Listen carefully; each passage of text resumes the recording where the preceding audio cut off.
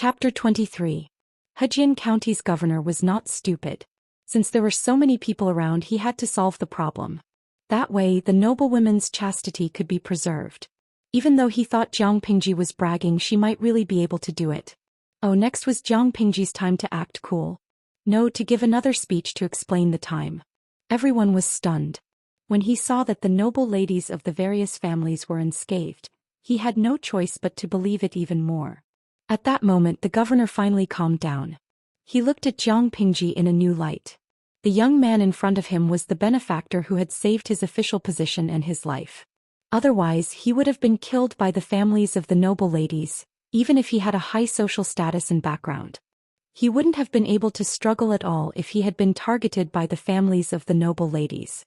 How could such a serious thing happen while he was in office? He did not want to live. Seeing that all the noblewomen were being carried down the mountain by the servants except for Jiang Pingji, the governor's eyes flashed. "Nephew Lu, why don't you follow me down the mountain? The road is rugged and it's easy to get lost without a guide." The governor of Hejian County was also a clever person. Without Jiang Pingji's knowledge, he directly called her nephew as a sign of intimacy. He thought for a while and nodded. Even though she did not know when Hejian County's governor had become her uncle. Feng Jin and the others had secretly followed the servants, so they should not get lost. She only had to worry about herself. She did not know what Lu Lanting's family was thinking. They had lost their son, but they did not send any servants or stewards to look for him. She sat in the sedan and was carried down the mountain by the bearers. When they reached the flat mountain road, they changed carriages. In the carriage, Jiang Pingji was bored. She asked the system to turn on the live stream. It was good to chat with the audience. However, her channel was a newbie live stream. Yesterday's viewers were lucky to be able to watch it, but today's luck was bad. Even though it was the exclusive carriage of the governor of Hejian County, there was an obvious jolt. But this time the coachman was much better than the bandits. He drove steadily. Even though there was a jolt, he didn't feel sick after sitting for a long time. Seeing Jiang Pingji sitting at the side in silence, he could not help but think of how she looked when she was standing alone. "Nephew Lu, are you wondering why no one in the family went out to look for you?" The governor of Hejian County was not as observant as Jiang Pingji, but he had been in the officialdom for many years. He was an old fox when it came to the ways of the world. Jiang Pingji snapped out of her reverie and subconsciously scanned through Lu Lanting's memories of her family. Her brows furrowed. Perhaps it's because father is about to return and the household is too busy, so he can't spare any manpower for now. Jiang Pingji answered as such, but in her heart she was extremely disgusted. Relying on the fact that the emperor was far away, that woman really dared to do such a thing. Lu Lanting's mother was born into a prominent family in Langia County. She and Lu Lanting's father had been in love for many years, and the couple had always been a harmonious couple. In the second year of their marriage, they gave birth to a son who died in less than 2 years. In the fourth year, they gave birth to Lu Lanting, a pair of twins, which was considered an auspicious sign. Having learned their lesson from their eldest son, they took good care of their second son and eldest daughter.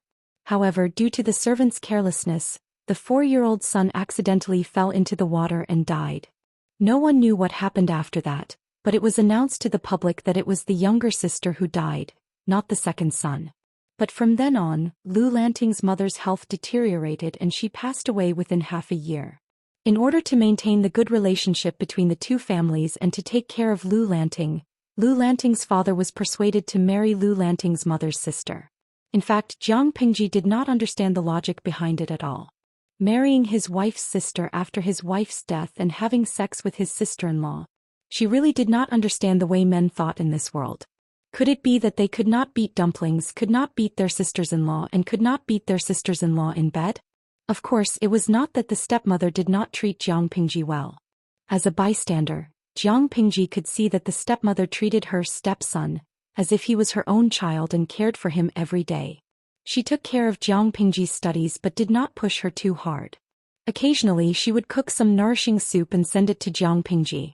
Her daily task was to remind the maids and servants to take care of Jiang Pingji whenever the weather changed so that Jiang Pingji would not fall sick. Based on the parenting methods of this era, this was the standard for a biological mother. The crux of the problem was another concubine in the house. Although she was a concubine, Everyone called her Madame Hu when they were behind closed doors. Oh, by the way, Madame Hu was Father Lu's cousin. She had a good family background and could have been the legal wife of Father Lu, but she ignored the ridicule of others and insisted on being Father Lu's concubine. The stepmother had always been weak. Since the end of last year she had been bedridden and had not recovered. The time she was awake every day was pitiful. The person in charge of the house was the domineering Madame Hu. Was it reasonable that no one came to look for her? Jiang Pingji put her hand on her forehead. She felt that she might still see her coffin when she returned home. Based on Lu Lanting's memories of Madame Hu, it was possible that she would do such a thing. The shrewd Hejian County governor looked at Jiang Pingji's expression and knew that she was in trouble. I invited a few old friends to my house for tea today, but after the incident yesterday, I asked the housekeeper to reject the invitation. I didn't expect the matter to be resolved so quickly. Now I'm free and have nothing to do. My dear nephew, are you willing to let me send you back? You can use it as a way to kill time. The plump governor smiled amiably. He seemed to be very close to Jiang Pingji. Thank you, governor. Jiang Pingji cupped her hands in thanks. Having the governor send her home would save her a lot of trouble. At that moment, the system, which had been silent for a while, trembled with excitement. Host, this will be the first battle in your life. A good start can double the results with half the effort. Although Jiang Pingji hated infighting in the harem, she could settle for the next best thing. Fighting in the harem did not necessarily involve the wife fighting the concubine, or the concubine teasing the wife. It could also involve the legitimate son/daughter/illegitimate son/daughter/mother/sibling. If there were some conflicts, it could escalate to fighting one's grandmother. If one was unlucky, they might even have to fight their relatives. The host could not just kill someone with a single slap, could she? Boring, Jiang Pingji replied. The system was furious, but it kept telling itself to calm down and take deep breaths. Then what do you think is interesting? My stepmother and Madame Hu. Jiang Pingji paused and then said, they are both pretty. The system was speechless. Suddenly understood.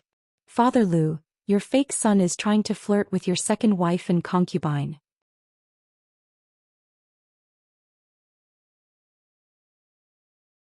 Chapter 24.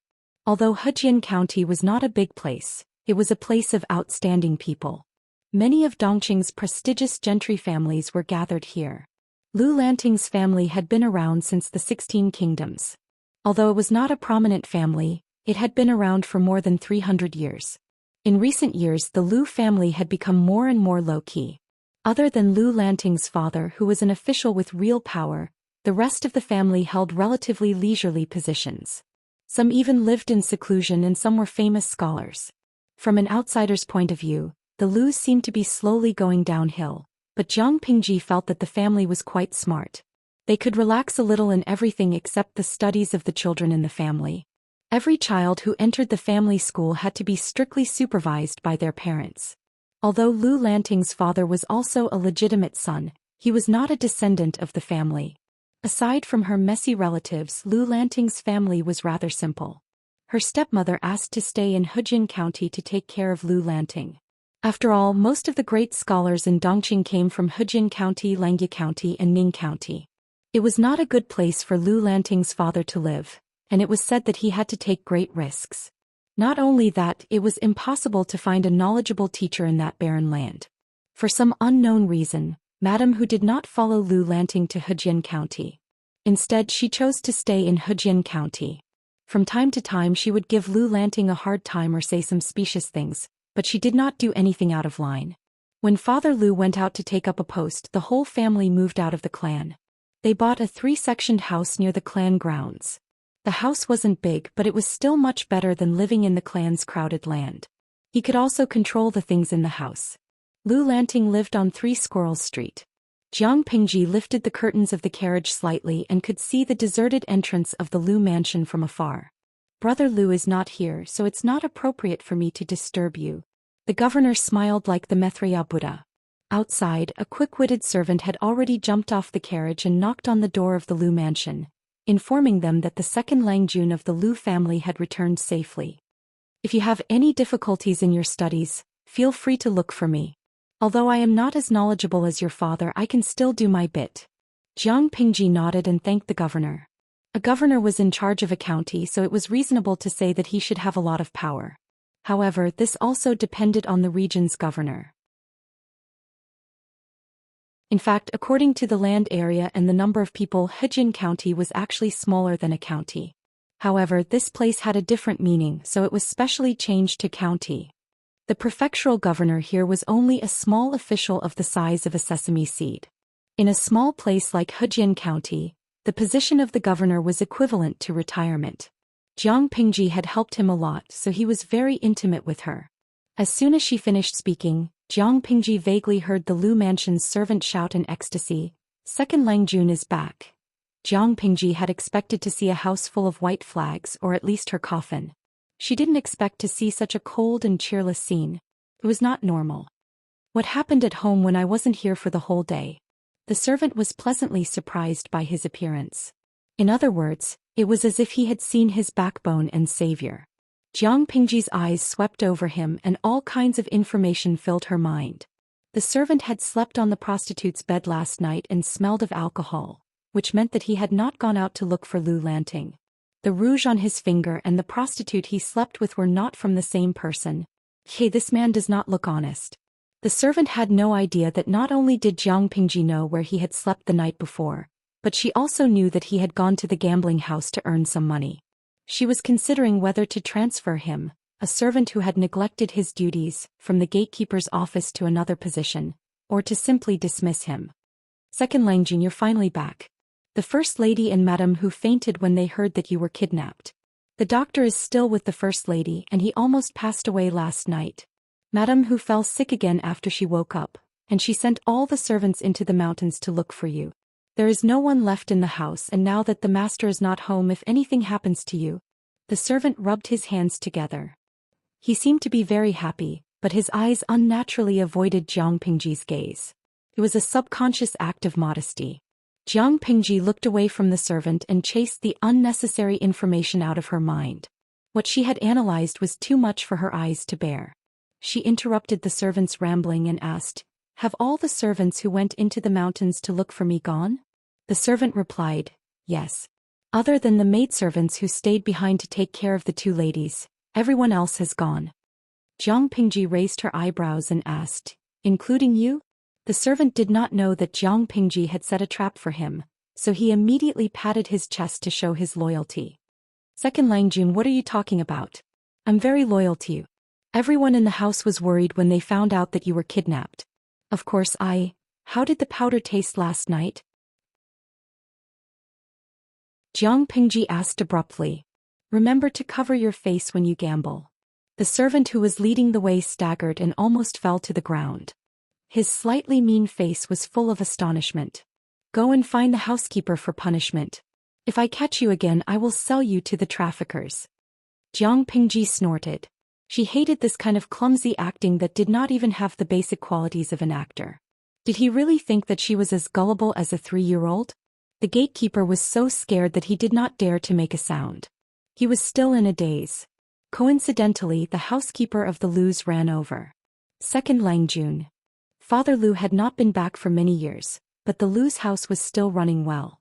This had to do with the housekeeper. Jiang Pingji glanced at the old housekeeper and was satisfied. "I'm back. How is mother?" The housekeeper almost burst into tears when he saw Jiang Pingji in the flesh. He had always been a stickler for rules. If he had not been so happy, he would not have run over in such a hurry. "The first madam's condition has worsened. I'm afraid," Jiang Pingji frowned and said, "Let's talk while we walk.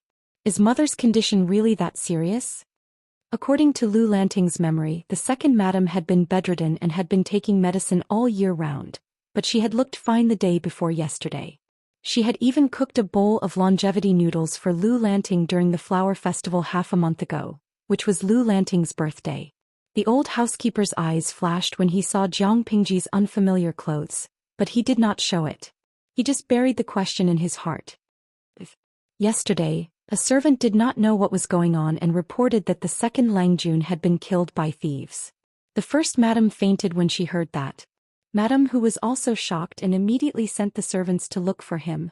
I don't know who he offended, but not long after, I heard that the third Lang Jun was playing with the maidservants in the backyard and accidentally fell and hurt his head, All of a sudden the three masters of the house were seriously ill. They looked for doctors everywhere. Jiang Pingji suddenly stopped in her tracks. She suddenly felt that she had made a mistake.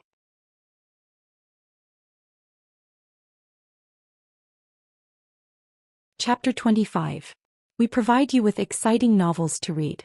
According to Lu Lanting's memories, she was a bookworm who only knew how to read books. She rarely paid attention to the affairs of the household. Before Lu Lanting's father took up his post, he had bought the house with 3 entrances. Although it was safe for the second lady to live with the women in her father's backyard, there were too many people in the house. Without an adult male in the house, it was easy for gossip to spread. Perhaps that was why Lu Lanting's father moved his family out. The house he bought was very close to his people's land. If something happened, the second lady could ask for help from her people. If there was nothing else, she could live her life in seclusion. However, how many guards could there be in a small house with 3 entrances? Not to mention the fact that the 2 mistresses in the house had fallen ill, and the bastard son was playing around and banging his head. In this era, if brain injuries were not taken care of in time, they could easily be fatal. Jiang Pingji's head hurt even more when she entered the house. I didn't die. I was just kidnapped. Those thieves are too stupid and I managed to escape. Just now it was the prefect who sent me here. Jiang Pingji explained briefly. Then she thought of the gatekeeper and added, I'll go see my mother first. Can you find the servants who went looking for me last night? I have some questions to ask them. It seemed that it was not that madam who did not send people out, but that there were too few of them. The servants thought that the chance of survival was too low for their Langjun to encounter bandits was too low, so they went to fish in troubled waters. For example, the gatekeeper who fought with the prostitute all night. That showed how lax the family's rules were. Thinking about that, Jiang Pingji could not help but smile coldly. It was true that the Lu family was an aristocratic family, but after Father Lu moved out, he had been working outside all year round. There were no men left at home who could hold the fort. It was almost predictable that the servants would slack off and neglect their duties. It was not that the master was incapable, but that the servants had their own agendas.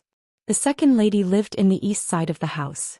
It was different from the bustling scene of an ancient noble family. The Lu family's house was rather desolate. There were only 2 or 3 maids walking around. Those who did not know better would think that the second branch of the Lu family was in dire straits. Although Jiang Pingji was a stepson, the lady was also Lu Lanting's aunt. It did not matter if Jiang Pingji entered the lady's bedroom. It was still sunny outside, but the inside of the room was dark and gloomy, and the air was filled with the lingering smell of medicine. Walking around the screen, Jiang Pingji saw the general layout of the room. It was so simple that it did not look like something a noble lady should have. There were a few boxes on the dressing table. The style was old and it was obvious that they had been used for a long time. Next to the bronze mirror was an exquisite spring butterfly hairpin. Jiang Pingji's gaze fell on the hairpin for 2 seconds. She then shifted her gaze and glanced at the furnishings in the room. The second lady was lying on the bed, her face as pale as snow. Her black hair was interspersed with many white strands, making her look a little older. Her eyes were dark and she looked sick. Jiang Pingji took the medicine from the maidservant's hand and knelt beside the bed to take over the task of feeding the medicine. It was a pair of eyes that could see through the affairs of the mortal world, and it also gave off the feeling of being watched by a kind elder. Ting. Before Jiang Pingji arrived, the second lady had just come back from the brink of death. Now that she saw Jiang Pingji again, her eyes were watery. I'm back. Jiang Pingji smiled warmly. She did not dare to look at the bowl of black medicine that gave off a strange smell. The ancient people were really the originators of dark cuisine. How did they create such a terrible medicine? Could it cure illnesses? Could it really not kill people? I remember, before. The second lady's gaze became gentle and nostalgic. Her voice was weak, but she still took a few breaths. Slowly she said, "Someone said that you were dead. How could I believe them? I went to the Bridge of Helplessness, and saw my sister." Jiang Pingji thought to herself, Lu Lanting is as dead as a doornail. Mother, don't talk. Drink the medicine first. Jiang Pingji extended her free hand to the back of her neck and hugged her skinny shoulders. She helped her up and leaned her against her chest so that she could drink her medicine and not choke. Then have a good sleep. Jiang Pingji nodded. Lying in bed for too long was easy to develop bedsores. Jiang Pingji saw that the second lady's collar was wet and red, so she quietly ordered the maidservant to boil some water. After the second lady drank the medicine, the maidservant could wipe the second lady's collar and change the mattress. The air in the room was terrible and it was not suitable for a sick person to rest. The second lady frowned and drank the bitter medicine that Jiang Pingji had just blown on it. Jiang Pingji saw that the second lady still had a bitter look on her face. She looked at the remnants of the medicine at the bottom of the bowl and immediately felt the bitterness in her mouth. She turned to the maidservant and said, "Bring more candied plums for mother." I wonder how much yellow lotus the doctor added to the medicine. According to Jiang Pingji's memory, the relationship between Lu Lanting and the second lady was one-sided and cold. Lu Lanting had always thought that the second lady was the biological mother, so she did not care about the second lady's constant concern for her well-being. She even thought that the second lady was a hypocrite. Fortunately, the second lady still maintained a kind front and did not reveal her displeasure. Otherwise, Jiang Pingji's intimate actions would easily arouse suspicion. "My son, did you suffer last night?"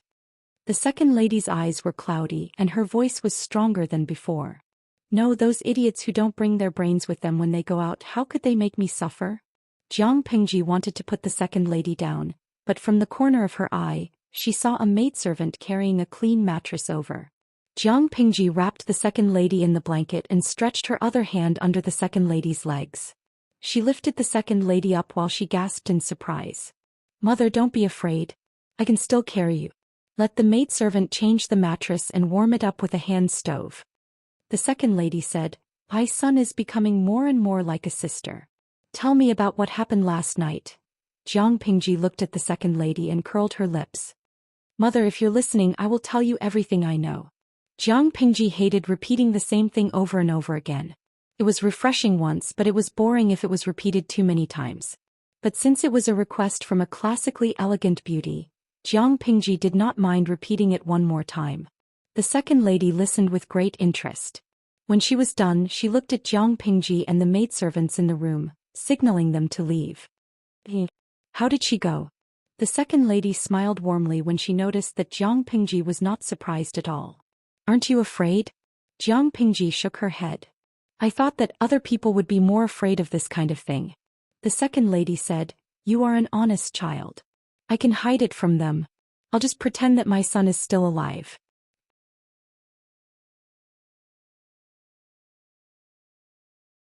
Chapter 26. The Internet provides you with exciting novels to read. How could the second lady not be familiar with her son or daughter, after living with her for more than a decade? According to Lu Lanting's memories, the second lady was a talented woman in Laiyi County before she was married. It was just that her status as a concubine's daughter was rather low, so she had to keep a low profile. However, she was not stupid, so it was normal for her to see through her. "I saw Lanting and her younger brother at the Bridge of Helplessness, and my sister," he said with a distant look in his eyes. The second madam had stopped breathing several times and everyone thought she was dead. Even the doctor thought so. However, her pulse gradually appeared again. Although it was still weak, it at least meant that she was still alive. However, the emotions of the maidservant who took care of her were fluctuating greatly, and she could not bear it. "My sister said that I have a great destiny. She wants me to come back and enjoy life. Don't cling to the past." Jiang Pingji did not believe in ghosts and gods, but it was interesting.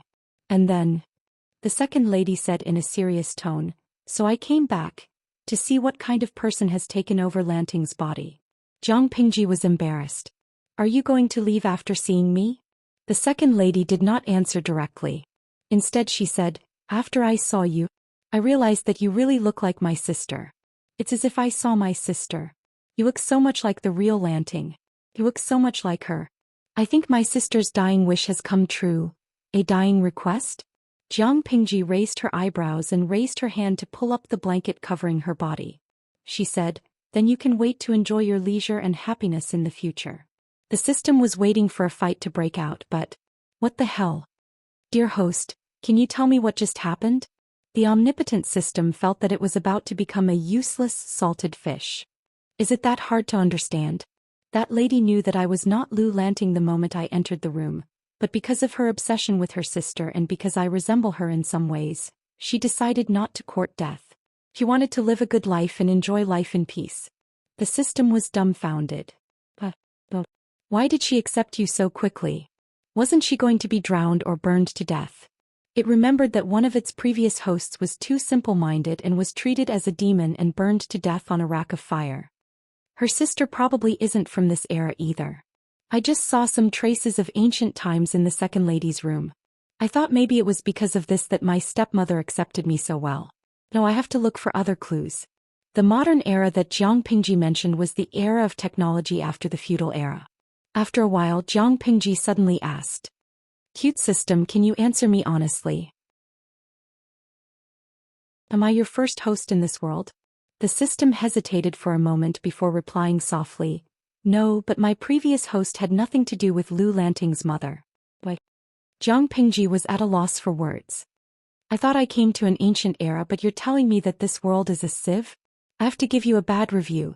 The second lady's sister, Lu Lanting's mother, might be from the ancient era. She had never heard of people from the ancient era making spring hair clips. That thing was on the second lady's dressing table. Of course, she could not rule out the possibility that the non-native was someone else. Based on the current information, it was most likely Lu Lanting's mother. That's normal. Sometimes, when the system opens a new dimension, it will cause a crack in the dimension for a short period of time. After all, it was too boring to just live stream. Adding some other elements would make things more interesting. Jiang Pingji immediately thought of something. Wait a minute. When I said that I would open a live stream according to the audience's reaction, that dimension should be similar to the modern era. In other words, did the live stream mean that there was another non-native in this world? System, Jiang Pingji said with certainty, "You're guilty." "I'm afraid you'll give me a bad review," the system said pitifully. Following this host, it felt that its privacy as a system was completely gone QAQ. Jiang Pingji did not answer. As for whether or not she chose to believe the system's words, no one but herself knew. System, since the second lady did not expose you in front of everyone, does that mean she has acknowledged your identity? Something like that. If I can get away with it, I'll continue using Lu Lanting's identity. If not, I'll use my own identity. The world was big and there was nowhere to hide. Not to mention that in the ancient era where the household registration system was not complete, Jiang Pingji could easily travel to a faraway place and create a fake identity. Jiang Pingji raised an eyebrow. But she made a deal with me. I can use Lu Lanting's identity without worry. A deal. The system pulled up the conversation records. When did Jiang Pingji make a deal with the second lady? Jiang Pingji mercilessly attacked the system. I believe that when you die it will be because of your own stupidity. System, yen %######. Jiang Pingji only knew how to save a person's life, so the second lady's illness was still under the care of the doctor. She did not want to get involved. Housekeeper, have you gathered all the servants? Jiang Pingji was a vengeful person. If she could get her revenge now, she would not wait for the next day. Moreover, the Lu residence had indeed changed. The old housekeeper had been Lu Lanting's grandfather's page boy when he was young. Later, he became a housekeeper and took care of Lu Lanting's father and the Lu family. However, he did not become arrogant just because he was treated with respect. Instead, he worked even harder for the Lu residence. The housekeeper followed behind Jiang Pingji.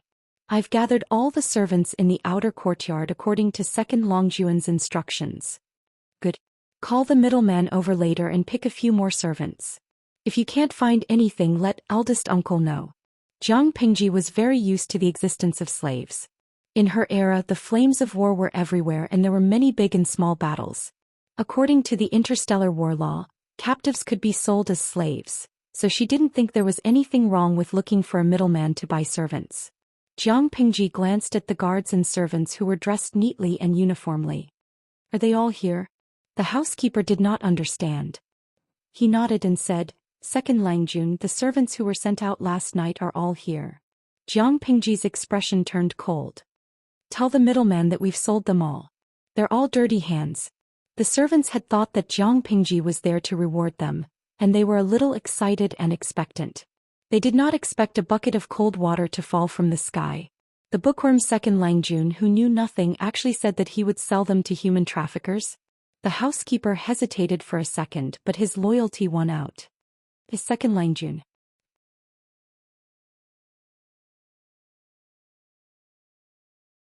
Chapter 27. You want to know why? Jiang Pingji looked down at him and said, "You molested the maidservants of the inner court and even tried to force them. You have dirty hands and feet and embezzled the estate's finances. Moreover, a servant of the outer court came to the kitchen of the inner court. Who gave you the courage?" With every word Jiang Pingji said, the servant's face became paler and his eyes were filled with panic. The housekeeper's expression changed. "Second Langjun, you mean? Furthermore, you didn't go to the mountains to look for me last night. Instead, you went to a prostitute's bed. You people go to brothels and drink together, but you like to gather in one place so that you can cover up for each other, right?" Jiang Pingji frowned in disgust and said to the housekeeper, "Before we sell them, get someone to search this and that house to see if there are any financial records of the manor. If there are, don't look for a middleman. Just send them to the magistrate's office." Second Langjun. "You have no evidence, so why are you slandering me?" The servant looked a little flustered, but he quickly calmed down and said, "My parents have served the master of the mansion with all their might, and there have never been any accidents. That's also the credit of your parents. What does it have to do with you stealing or not? Come to think of it, you've reminded me. Butler, investigate his parents as well. What kind of place do you think the Lu residence is? A place that keeps a bunch of leeches?" The housekeeper didn't understand. He didn't know how his Langjun had become so powerful overnight, but he was loyal. He would do whatever Jiang Pingji said. The servants were uneasy, but they did not believe that Jiang Pingji would really do that. Father Lu was about to return from his duties. He would arrive in a few days. The people in the Lu residence were arranged by her father before he left. If Jiang Pingji was really filial, she would not be so heartless. In this era, if one had the slightest reputation of being unfilial, one could forget about becoming an official. Thinking of this, everyone felt much more at ease.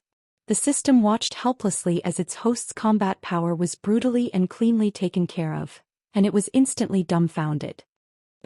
"Host, you don't have any evidence. If this gets out, others will have a bad opinion of you." According to the plot of the house fighting plot, the female lead would always have a battle of wits and courage with the servant. The servant would be cunning, while the female lead would be wise and powerful. Bit by bit, she would uncover the truth and throw the evidence in the servant's face, shattering his psychological defenses and finally achieving a complete victory. You condensed more than a dozen chapters of exciting otaku fights into 2 simple and crude sentences. Host, this is very unprofessional, do you understand? Are you kidding me? Jiang Pingji really wanted to point at her own eyes and tell the system, "What I see with my eyes is evidence. Others can't see it because they're blind. Do I have to waste time and effort to point and tell them where to look?" The system, ginseng rooster again. Damn it, the system's days were numbered. Furthermore, do I need to accommodate them when dealing with a few problematic slaves? Do I have to bring out the evidence one by one? Tell me, who is the real master of the Lu residence? Is it those servants or me? Jiang Pingji was speechless at the system's logic. Jiang Pingji smiled and thought to herself, anyway, when the housekeeper finds evidence of corruption or cheating, no one will dare to say anything. This is also a warning. Don't lie to me or they won't even know how they died. Understand? The system suddenly felt a chill run down its spine. It was as if it had been shot in the knee. Jiang Pingji was not worried that the housekeeper would deal with the servants. She simply ordered someone to prepare hot water and new clothes. The clothes she was wearing belonged to someone else. To avoid unnecessary trouble, it was better to change out of them as soon as possible. You're the fastest host I've ever seen to adapt to a new identity. The system said darkly, unsure if it was being sarcastic. Jiang Pingji said matter-of-factly, that's because I make the best use of my circumstances. If I can be happy, why should I hold my breath? Now that she was Lu Lanting, what was wrong with making use of her status? Lu Lanting's clothes were much more complicated than the one she had borrowed. They looked more luxurious and the dark patterns and embroidery on them were exquisite. Of course, to Jiang Pingji it looked more anti-human. She asked the maid to pick a plain one. Jiang Pingji lowered her head slightly and saw 2 maids helping her wrap up her chest. Then they helped her put on the clothes one by one. Host, it seems like the fact that Lu Lanting is a girl is not a secret in the residence. She doesn't even have a study boy. She only has maids to serve her, the system muttered. I wonder why she disguised herself as a boy. Not everyone knows.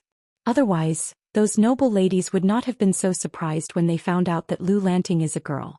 The system asked, specific people. For example, Lu Lanting's maids, the housekeeper, the second lady. They all know about it and will keep it a secret. If other people find out, who knows if they will spread it out because they are too talkative or have other motives. Lu Lanting alone was not enough to hide her identity. When Jiang Pingji was bathing, she had chased the maid out, but when it was time to put on her clothes, she had no choice but to call the maid back. The clothes were too anti-human. If there's a chance, I'd like to find out why Lu Lanting replaced his late brother. Incense was a popular trend nowadays. The maids had already prepared her clothes with incense, which had a calming effect on her. After putting on the anti-human clothes, the maid hung a jade pouch on her waist. Jiang Pingji felt like the pouch would jingle when she walked. Jiang Pingji thought that was enough until another servant girl came in with a plate of hairpin flowers. There's no need for that. She really couldn't resist the idea of having a colorful silk flower on her hair crown. Of course, she had read Lu Lanting's memories, so she knew that it was fashionable for men to use incense and flowers. But she still felt that it was too feminine. She could not bear to look at the beautiful flower on her head. I feel like something is missing. Jiang Pingji thought for a moment and an idea came to her. She took out a sandalwood fan with engravings of bamboo. Doesn't this make me look more handsome? After the maid left, Jiang Pingji made a gesture of unsheathing her sword in the blurry bronze mirror. Then she opened the sandalwood fan in her hand. I was bored and watched the ancient TV series that I'm currently following. It's probably the standard look of a dissolute and uninhibited young man who can win over both men and women when he smiles. The system wanted to facepalm. Its host's integrity was always running away from home. It was tiring.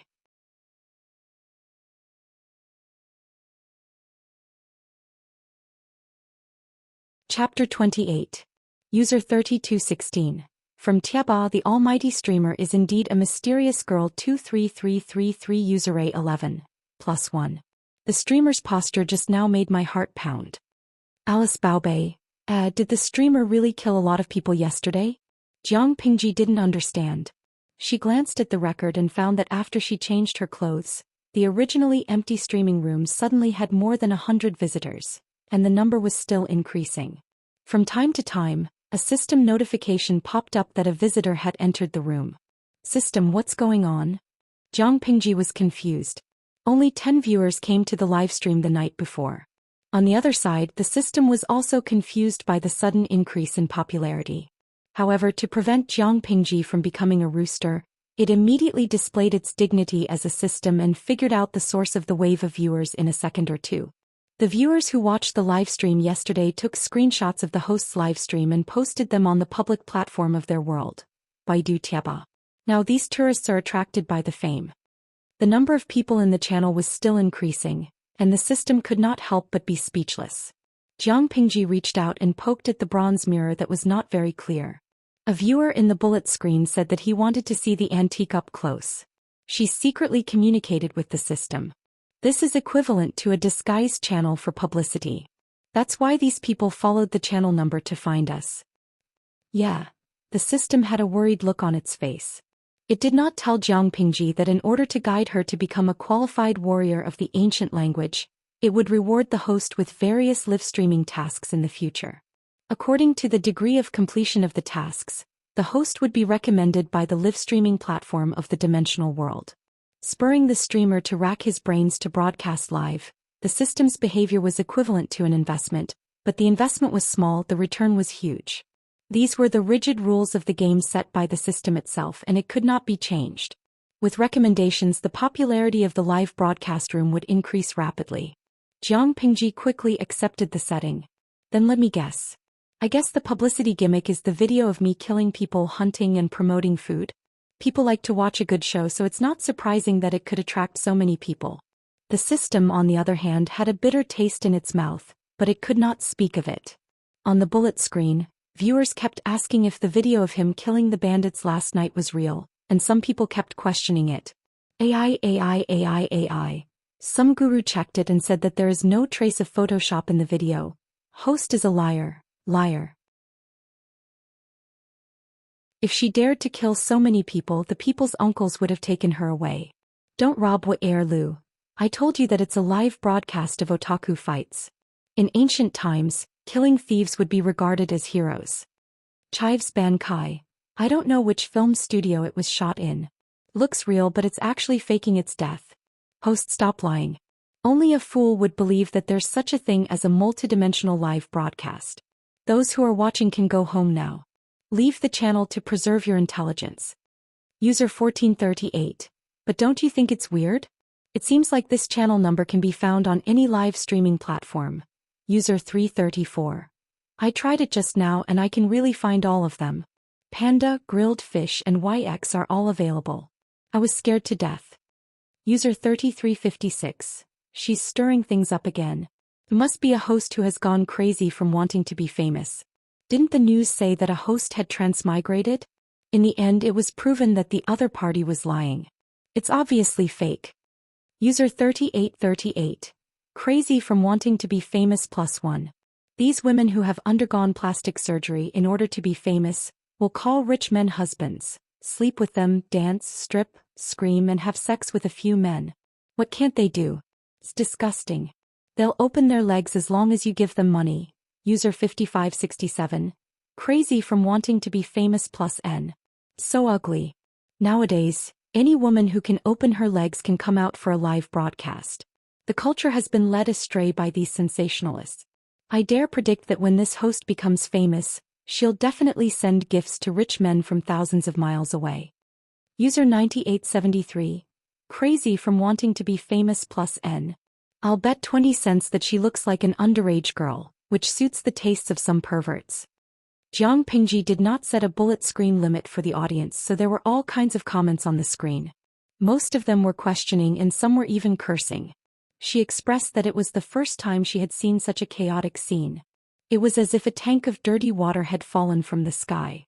Do you want to limit the number and level of the bullet screen? The system saw that the number of viewers had risen to the 500 mark. Although it was happy to gain popularity, it was also worried that its host would hate the live broadcast even more because of the intensive abuse and ginseng cock. When that time came, it would cry.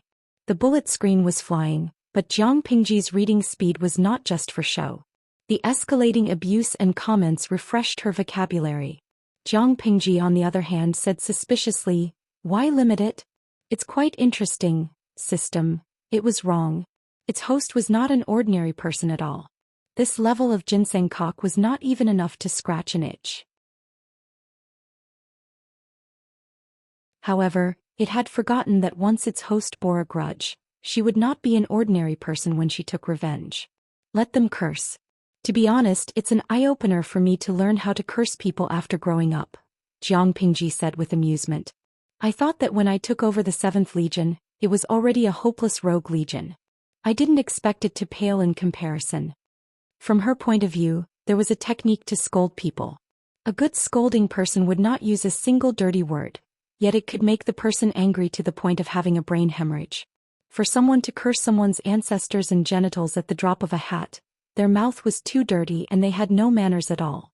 If I were a scholar, maybe I could come up with a social research topic similar to the qualities of modern humans. Jiang Pingji's face did not show the slightest hint of anger. She did not even care about the audience. She had been humiliated to her grandmother's house. Those who were cursing her on the screen, which was getting dirtier and fiercer, had no idea that they had been humiliated in front of one of the main leaders of the Interstellar Human Alliance, the Legion commander. Don't tell me you want me to scold you back for being unsightly?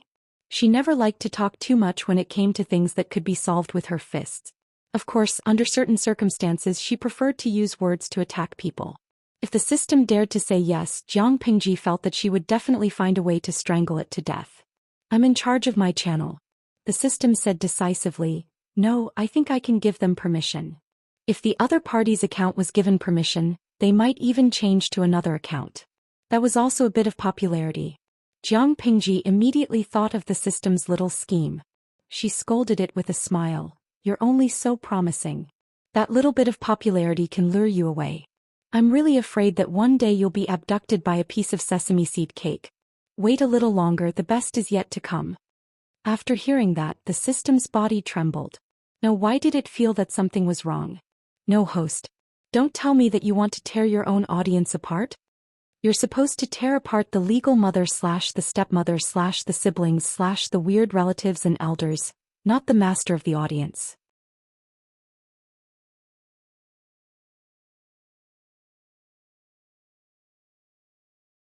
Chapter 29.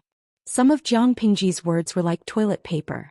She threw them away after using them and let them go as if they were farts. The insults on the screen were getting more and more unbearable. Some angels could not take it anymore and started fighting with the trolls. Jiang Pingji's eyes were extremely sharp. She accurately found out the desire of some little angels to take a closer look at the layout of the ancient houses. While the others were fighting, she was not affected at all. Lu Lanting was the only legitimate son left in the family, so most of the family's resources were given to her. Lu Lanting's father was often away from home, so the study was Lu Lanting's. Even if her only legitimate brother wanted to borrow books, he had to ask for her permission. In that era, there was a clear distinction between legitimate sons and illegitimate sons. In some aristocratic families, illegitimate sons had a lower status than even servants. She heard that her brother had broken his head playing yesterday. He wondered how he was doing now. She did not need to show any concern for him, nor did she need to be courteous. All she had to do was ask about him. If she asked too much, people would find it strange. There was a rather large study room in the outer courtyard on the east side. The bookshelves were filled with all kinds of bamboo slips and booklets bound with precious bamboo paper. The handwriting on the booklets was exquisite. Even if Jiang Pingji knew little about calligraphy, she had to admit that the handwriting was very pleasing to the eye. In that era, books were an important indicator of a family's wealth, and the bamboo paper books were even more valuable. Suddenly, a bullet screen caught her attention. Yongyuan Tiantiang, what a bug. What error did the host set? Why does she even have paper? Paper? Jiang Pingji snapped out of her thoughts and picked up the book. She used her thumb and forefinger to feel the paper. It was smoother than she had expected. In her opinion, this kind of paper was frighteningly rough. However, in ancient times when paper first appeared, it was even more expensive than gold. In Lu Lanting's memory, the paper used by the nobles in the outside world was even rougher than this. It seemed that the Lu family was not as simple as it seemed. Jiang Pingji's interest was piqued, and her lips curled into a smile. It was probably because the scolding was too fierce that many people jumped to this channel to watch the fun. Jiang Pingji glanced at the number of viewers in the live stream, which was about to break the 1,000 mark. The system was probably so happy that it fainted. Maybe it was grinning all the way to its earlobes. Just then a maid outside the study whispered, "Second Lang, Madam Who wants to see you." Madam Who? Jiang Pingji frowned slightly as if she was wondering why the system was looking for her. The system, which was pretending to be dead, immediately said excitedly, "Ah. You're thinking too much. It's probably because of the servants. It just so happens that I was planning to go there as well." Jiang Pingji put the book back on the shelf, walked to the door and said to the servant girl, "Lead the way, don't let Lady Di wait for too long." At this time the bullet screen was filled with a few new and refreshing content. Who doesn't bathe? Did I hear it wrong? Second Langjun. Which dynasty is that? I almost heard it as Erlangshin. Who doesn't bathe? I almost heard it wrong too. Big cousin's instant noodle hair popped up in my head. 23333. Jiang Pingji did not understand. She knew about Erlangshin, who was a mythical character from ancient times. But what the hell was big cousin and instant noodle hair? Murue Hukai, host, where did you find such a classic beauty? He's so classy. I think she's much better than the wax figures in the museum. Can you zoom in and adjust the angle? I want to see closer. Zoom in, zoom in. I'm begging on my knees. Jiang Pingji frowned. Coincidentally, the maid missed a step and half of her body leaned forward. She was about to fall. Be careful. Without thinking, she took a wrong step and appeared next to the maid in a flash. Her long arm wrapped around the maid's slender waist, and her other hand stretched to the maid's shoulder to stabilize the maid's smooth and slender shoulder. With a beautiful turn of her body, she dispelled the force of the fall and allowed the two of them to stand firmly. Be careful next time. Otherwise, if you miss a step, you might not only fall but also sprain your ankle. Jiang Pingji let go of the maid without hesitation, but she still looked gentle and concerned. He did not scold the maid at all. Thank you, second Lang Jun. The maid bowed in shock, afraid that Jiang Pingji would scold her. She did not expect Jiang Pingji to not only help her up, but also show concern for her. A clear stream of comments drowned out the scolding from before. Murue Huakai, I was so happy just now that I took a few pictures of classic beauties. I don't have to worry about changing the screensaver on my computer and phone, but I was caught off guard. Host, how could you tease such a beautiful woman? Yongyuan Tiangkong, caught off guard. You're so lucky. Tudufeichio, 23333. When it comes to flirting with girls, you're the best. Don't snatch what air, Lu. I felt like my heart was about to explode. Let go of that, host, and let me do it. You're welcome. Hurry up and go to Madame Dai's. I don't know why she's looking for me. The maid was Madame Hu's servant and she was usually rude to Lu Lanting. But today for some reason she felt an impulse. She tilted her head slightly and reminded Lu Lanting in a low voice. Second Langjun, it seems that the housekeeper in the manor has gone to Madame Hu's. Her family is making a scene, saying that second Langjun has mistreated them. Tudufeichio, 23333333333. I can guarantee that the maid has been mesmerized by the male hormones of the stream. Jiang Pingji glanced at the comments and smiled helplessly. Host V. A beautiful and cute girl has the right to be cared for. I can't bear to see her frown because she sprained her ankle. Suddenly the comments exploded again, and a series of 666666666 flew by, wiping out the quarreling comments. Jiang Pingji was in a good mood, not only because of the clear stream of comments, but also because of the information that the maid had revealed. There were always people who were considerate enough to know that she needed a chicken to warn the monkeys, so they offered themselves to her. Tudufeichio, I have a bad feeling about this. Why do I feel like the host is about to make a big move? On the other hand, Madame Hu, who had just calmed down, secretly cursed Jiang Pingji in her heart. She did not know what she had done to this brat. She kept finding trouble with her. The older one had left to take up his post and the younger one was still causing trouble. After taking a sip of tea, Madame Hu tilted her body with a headache. Her pale face showed signs of sickness. The housekeeper couple and their son were kneeling on the ground. Tears streamed down their cheeks as they told the housekeeper how loyal they were to the Lu residents. They didn't neglect the Lu residents at all. In terms of loyalty, they were definitely the top 3 in the Lu residents.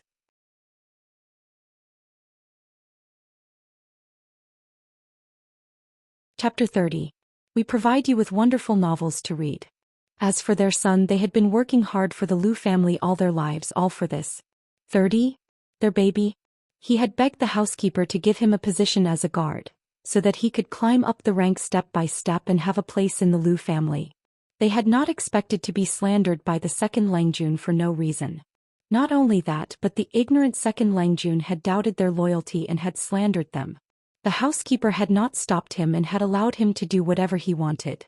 That was why the couple had gone to Madame Hu in tears, hoping that she would seek justice for them. Of course, they were smart enough not to say anything bad about Jiang Pingji. Otherwise, they would be digging their own graves. As a concubine, Madame Hu had been in charge of the Lu family for many years. How could someone of her status like the legitimate son of the deceased first wife? But if the legitimate son was bullied by the servants, it would be no different than slapping her in the face. It was one thing to dislike the second Langjun, but it was another for the servants to humiliate the Lu family. Therefore they had only hinted at one thing out of consideration.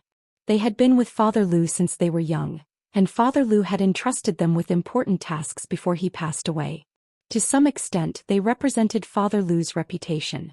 What the second Langjun had done was disrespecting Father Lu. To put it more seriously, it was unfilial. From the previous dynasty to the current 5 dynasties, filial piety had always been emphasized. It was also an important criterion for an official to become an official. A filial person might not be able to become an official, but an unfilial person would never be able to become an official. Upon hearing this, Madame Butterfly's lazy expression turned serious. and she immediately sat up straight. Seeing this, the butler and his wife thought that they had touched Madame Butterfly's heart, and they immediately calmed down as if they had taken a tranquilizer. "You know quite a lot," Madame Hu slowly took a sip of tea. She did not put on any makeup and looked very clean. She did not look as glamorous and imposing as she usually did. Instead, she looked more lazy, as if she could not do anything and was not interested in anything. The housekeeper and his wife saw that they had a chance, so they cheered up and flattered her. "Master and Madam Hu care about us. We have been in the family for so many years and have been influenced by Master's literary talent. I feel like I have a few jars of ink." Madame Hu's eyes flickered and her neatly trimmed black eyebrows furrowed. "I am just a lowly concubine. Other than the late lady and the one in the eastern inner court, no one has the right to call me master." The butler and his wife continued to flatter Madame Hu and said, "Madam, you don't have to say that. Everyone knows that you and old master are childhood sweethearts. You are a match made in heaven. If Madame hadn't taken advantage of—" He lowered his head and spoke. Madame Hu had placed an exquisite embroidered screen in front of her, so the gloomy look in his eyes could not be seen. The maid knelt outside the door and whispered, "Madame Hu, the second Langjun is here." Madame Hu tightened her grip on the black wooden table beside her and said, "Let him in." Jiang Pingji could enter the second lady's room as she pleased, but she could not treat Madame Hu that way. Fortunately, Madame Hu and Lu Lanting did not interact much. They were strangers, so Jiang Pingji was not afraid of being recognized. The maid opened the door and sat down on Madame Hu's right. "May I know why you are looking for me?" She could see Madame Hu's face from her seat. Jiang Pingji, who was used to seeing beautiful women, was stunned the moment she saw Madame Hu. Madame Hu's appearance was not that of a noble lady, but it was what Jiang Pingji admired the most. Seductive but not seductive, gorgeous but not uncommon. She exuded a mature temperament and style from head to toe, causing others to feel a fatal temptation, yet because of that indescribable aggressiveness, they had no choice but to maintain a certain distance. Her eyebrows carried a hint of heroism, which made her look more spirited. There was a mole at the corner of her right eye. Her eyes were half closed and her thick long eyelashes moved with her breathing, as if she was trying to tickle someone's heart. All in all, this was a charming, mature and beautiful woman who was born with the aura of a royal sister. This kind of beauty was not something that a little girl who was still wet behind the ears could disguise. Her natural charm, self-restraint, and bearing all required the accumulation of time to create such a stunner. There was no generation gap when it came to beauty regardless of the era. If Madame Hu could amaze Jiang Pingji, it was only natural that the audience would fall for her. Yongyuan Tiangkong, "Ah, what a beautiful lady. Mama asked me why my phone screen is so wet. Mui Huakai, */w***, so beautiful. I have a new screensaver. The beauty is so recognizable. Don't snatch what air Lu. Streamer, the moment I saw your dad's mistress, I decided to be friends with you. User 3216. Beautiful lady, I've already ruined a phone and a computer by licking them. User A11. Thank you for the OP's recommendation. Makes me want to recommend it too. There are so many beautiful girls in this live broadcast channel. It cured my face blindness." The barrage on the screen was like a fountain erupting, countless PRBV were almost drowning the entire screen. Jiang Pingji did not look at it for long, but according to her memory, even if it was only for a moment, she could remember the smallest details with just a glance. The system did not have to deliberately feel for it to know that Jiang Pingji was happy and relaxed at that moment. This discovery made it a little confused. The system said, "I don't care if you're flirting with girls, but BG harem fights do not support the host playing GL side quests. Otherwise, I'm going to cry." Jiang Pingji secretly rolled her eyes. Sometimes the system was cuter when it was quiet. Everyone loves beauty. It's just a hobby of mine. Who gave you the wrong impression that I might like girls? As Jiang Pingji chatted with the system, Madame Hu's slightly hoarse voice could be heard from above. "Where are you looking at, Erlang?" In fact, the seemingly lazy Madame Hu was also distracted for a moment. Of course, Madame Hu was in a daze not because she thought Jiang Pingji was beautiful, but because she saw Jiang Pingji's blurry figure walking slowly through the half-transparent screen. She had the illusion that an old friend had returned and she almost lost her mind. But she quickly hid it and Jiang Pingji happened to look away at the same time so no one noticed. Jiang Pingji smiled gently like a piece of warm jade. I'm looking at Aunt Dai whom I haven't seen for a long time. Everyone was bewildered when they heard this. She was the legitimate son of the family so why would she tease her stepmother? But Jiang Pingji did not say it without thinking. According to her observations, Madame Hu knew Lu Lanting's secret.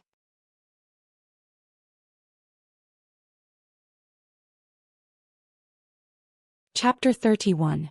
Madame Hu had never liked Lu Lanting. When she was in charge of the Lu residence, she did not deliberately bully the son of the first wife, but she was not on good terms with him either. They would only meet 3 to 5 times a year, but they would only exchange a dozen words. She was very cold. Under such circumstances, Madame Hu knew Lu Lanting's biggest secret, but no one knew about it. Either Madame Hu had other concerns, or the lady did not hate her as much as Lu Lanting thought she did. Madame Hu's interest was piqued when she heard Jiang Pingji's unexpected words. What did you see? People are like fine wine. Their fragrance increases with age. You haven't aged after so many years and you're even more charming now. As Jiang Pingji spoke, she heard a few gasps in the room. Everyone's mind was probably filled with comments like, how dare the second Lang Jun flirt with his stepmother in public? What the F***ck? Madame Hu twirled her handkerchief and chuckled. Since when did you become so sweet? I almost took your words seriously. Concubine Dai is a natural beauty, it's hard for her to abandon herself. If others praise her, it's naturally true. The mother and son chatted with each other, and they even ignored the housekeeper and his wife who were kneeling below them. They seemed to be having a good time talking to each other. Suddenly, Madame Hu mentioned the mole at the corner of her eye and asked Jiang Pingji if she was beautiful.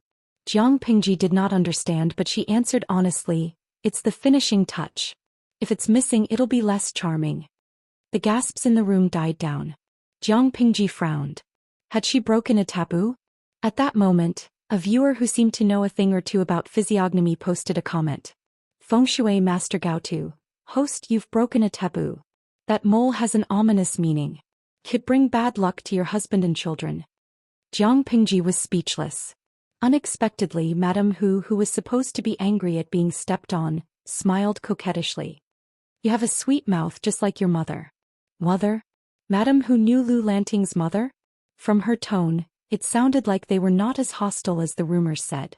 While she was puzzled, Madame Hu leaned against the table and looked at the butler and his wife behind the screen. I heard from them that you privately handed the guards over to the butler to deal with and had him take them to the magistrate's office. You even wanted to search their houses? Is this true? Madame Dai changed the topic. Her expression was cold, as if she wasn't the one who had been chatting and laughing with Jiang Pingji. Jiang Pingji sat down with a straight face and said, that's true. Why? Did they bring their whole family to bother you? He is after all an old man arranged by your father. Even if you want to punish him, you should be cautious to prevent others from gossiping. As soon as Madame Dai spoke, the manager and his wife's gloomy faces immediately brightened. They even seemed a little happy. It's just punishing a few servants who made a mistake. Why have to be held back by them? It was true that they were the elders left behind by their father, but this did not mean that they were taking advantage of their seniority. Moreover, I would like to ask you, Concubine Dai, is it worse to punish a servant who made a mistake? Or is it worse to punish a servant who takes advantage of his seniority but ends up being restrained? The former would be criticized for not being strict enough and having a servant, but the latter would be a complete disgrace to the aristocrats in Hejian County. Everything needs evidence. Even if they are servants in the manor, they still need to follow the rules. Madame Hu smiled faintly. Jiang Pingji secretly took a deep breath. She was not used to the way things were handled in this era. If it was in the past, she would have been lucky not to have slapped them to death. Now they wanted evidence. He was tired of living and wanted to hang himself. She had wanted to show some mercy and sell them to a faraway place. What she did not see, she would not be sad. Now she was digging her own grave. Housekeeper, go to the kitchen in the inner courtyard and find a servant girl. I don't know what she looks like, but she has a unique characteristic. She might be sick today, or she might be in low spirits and is forcing herself to work, but she is absent-minded. Jiang Pingji's words were strange. but no one except her noticed that the servant kneeling beside the housekeeper and his wife had his legs trembling and fists clenched. She snorted coldly and her eyes were filled with killing intent. You want to use evidence to prove yourself? Very well, I will use evidence to cut off your family's escape route. The housekeeper took the order and left.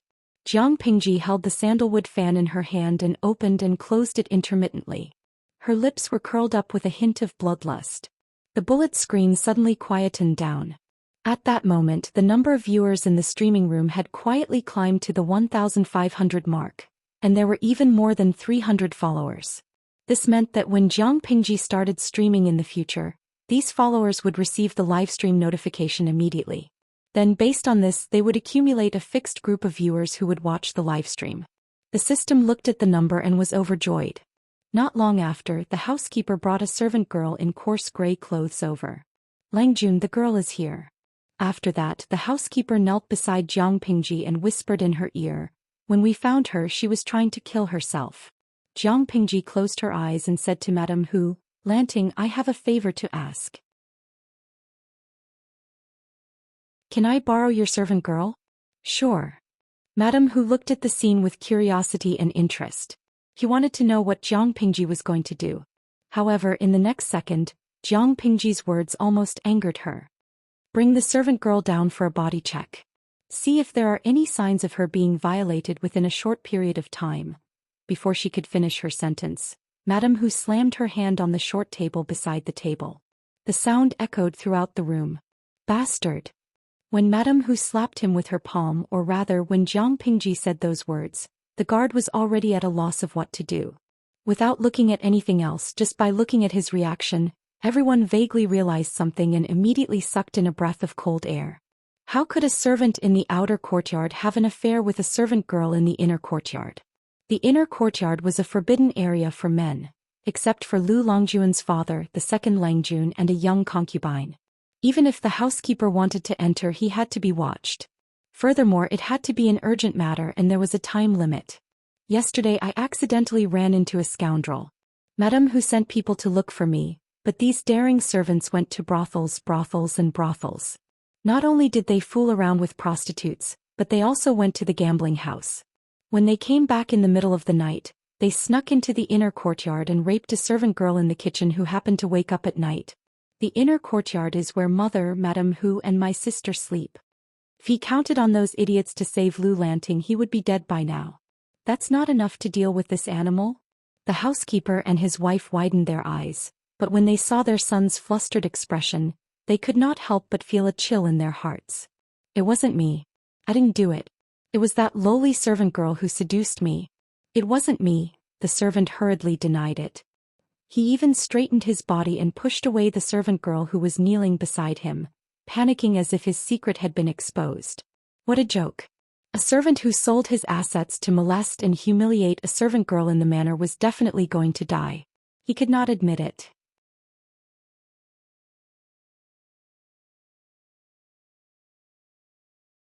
Chapter 32. We provide you with wonderful novels to read. Jiang Pingji stood up and looked at the servant coldly. You usually rely on your parents in the Lu manor to act like a tyrant. That's why you can beg the patrolling servants to let you into the inner court. It's a pity that you saw the servant girl and suddenly had evil intentions. You knocked her out and acted like a beast. There are still scratches under your sleeves from her struggle. How do you explain yourself? The servant subconsciously took a step back and held his wrist tightly. At first, Jiang Pingji thought it was an attempt at coercion. After all, in ancient times, any servant who dared to do so was a typical example of someone who didn't care about their life. They could be beaten to death. Moreover, he had been with the prostitutes before, so the traces left behind made her misjudge. But when the housekeeper brought the servant girl in, she found that the situation was more serious than she thought. The couple didn't expect that their son would make such a big mistake. They would definitely be beaten to death with sticks. Under the gaze of his parents, the servant's eyes became bloodshot. He panicked and was at a loss. Seeing that Jiang Pingji was not far from him, and thinking that he was going to die, he suddenly had an evil intention. I'll fight you to the death. Jiang Pingji skillfully dodged to the side. The room suddenly became chaotic. No one expected him to be so daring. Unable to catch Jiang Pingji, The strong and well-trained servant immediately targeted Madame Hu. She was a woman who was sick not long ago, so she was the easiest to deal with. But Jiang Pingji immediately realized his intention. She slapped him in the face with her sandalwood fan. Taking advantage of the moment when he closed his eyes, Jiang Pingji lifted her leg and kicked him in the leg, forcing him to fall forward. Slap. Jiang Pingji used the closed sandalwood fan to slap his face. He didn't know how much strength she used, but the slap made him fall to the ground. From his temple to the bridge of his nose, there was a swollen red mark that was 2 fingers wide. One of his eyes flowed with tears of blood. "You've dirted my fan." She threw the blood-stained sandalwood fan to the side of the servant who was curled up on the ground, covering his eyes and howling in pain. The whole thing happened in the blink of an eye. In the end, Jiang Pingji ordered her men to bring the couple in charge under control as well. Not only was the room silent, but the entire bullet screen was also blank. It felt unprecedentedly peaceful. "Housekeeper, have you searched their house? How much money did they embezzle from the manor? Report to the magistrate court according to the actual number. Remember, when you send him over, feed him a bowl of mute medicine. As for him, gather all the servants and let everyone see what it means to be beaten to death." Concubine Dai was frightened just now. "Remember to get a doctor to prescribe some medicine to calm the nerves." The atmosphere in the room was heavy and frightening. The housekeeper was used to seeing storms, so he was very receptive to it. "Langjun, I've checked it out." Speaking of this, the old butler felt a little embarrassed. He didn't expect that someone would be able to embezzle so much money under his nose. According to the current laws, if the butler and his wife were taken to the magistrate's office, they would eventually be sentenced to death. However, Langjun had really grown up. He could still remember to be considerate in this kind of angry situation. After all, they were old people from the Lus, who knew how much the couple knew about the affairs of the manor. They couldn't be released unless they were mute. At first, Madame Hu was really frightened by the incident, but it didn't last long. Her attention quickly shifted from panic to the figure reflected on the screen. She was dazed, and she thought that the person she was familiar with would pass through the screen and walk towards her. However, Jiang Pingji's voice brought her back to reality. She had lost interest in it, so she responded in a low voice and asked the servant to help her back to her room. After a moment of silence, the bullet screen suddenly exploded again. Some of the content was doubtful, but most of them were still in disbelief. Some even criticized Jiang Pingji for being too cruel and vicious. They were more and more inclined to believe that the livestream was real. "Wei So Yue, I believe that the streamer has really traveled through time. But as a modern person, where are your values? You destroyed a person's eyes so easily and wanted to beat him to death in public. That's too cruel." Most of the bullet screen was similar. Most of them were criticizing Jiang Pingji for being cold-blooded and cruel. She secretly curled her lips and asked the system to put her words in the center. "Host V, who told you that I'm from the modern era? How could she, a person who had lived on the edge of a knife, fought in space for more than 30 years, and directly or indirectly killed tens of millions of people? She had her own way of doing things and judging. As long as she didn't cross the line, everything was fine. Cross the line? Then I'm sorry. Host V, let me introduce myself. I am Jiang Pingji, the commander of the 7th Corps of the Interstellar Human Federation. I have the rank of general. Maybe after I die, I will be given the title of honorary marshal. According to your timeline, I belong to the future of humanity, about 10 or 20,000 years in the future." As she spoke, she stepped on the wooden clogs under her feet and heard the rhythmic clacking of the clogs. "Host V, this is not the peaceful era you are used to, and there is no such thing as human rights. Bloody scenes like today will only increase in the future. You and I are people of 2 different generations. It is fate that brought us together. If you are curious, I welcome you. If you don't, I won't send you off." The system, damn it. She was not only the most difficult host it had ever met, but also the most famous host the audience had ever met. The system was so angry that the 3 corpses god was about to explode. "If you do this, you'll make everyone leave in anger, understand?" Jiang Pingji secretly curled her lips and said with certainty, "No, don't worry. The number of people will only increase." The system did not understand, but Jiang Pingji was too lazy to explain. A host from tens of thousands of years in the future streaming in the ancient era that seemed to be thousands of years ago, and it was real. Was the gimmick not big enough? The system quickly realized that the number of people watching the live broadcast was slowly climbing towards 2,000, and it was getting closer and closer to the 2,500 mark. But why was there so many people watching the live broadcast, but she did not even see any lollipops being tipped? How old are you this year? Jiang Pingji took a flat wooden stick painted with red paint from a servant's hand and walked to the unfortunate maidservant. The maidservant wanted nothing more than to hide in a hole in the ground. If it weren't for the butler who had arranged for someone to keep an eye on her, she would have found a chance to kill herself. I am 13 this year. Although this maidservant was only 13 years old, she had matured quite early. She looked like a slender and elegant girl of 15 or 16. Jiang Pingji handed the wooden stick to her. Under the servant girl's frightened and confused eyes, Jiang Pingji slightly squatted down and looked her in the eye. She used her other hand to pinch the servant girl's jaw. He is tied up and can't move. You can beat him until he is dead. If you can't beat him to death, I will spare his life. The gathered servants did not know what had happened, but they could not help but gasp when they heard Jiang Pingji's words. Jiang Pingji did not care about the looks of others. Instead, she asked the servant girl coldly, "Do you want to beat him or not?" The servant girl's breathing was a bit rapid. Her eyes full of hatred fell on the red stick in Jiang Pingji's hand. She suddenly became more determined and her breathing became more rapid. "Thank you, Lang Jun."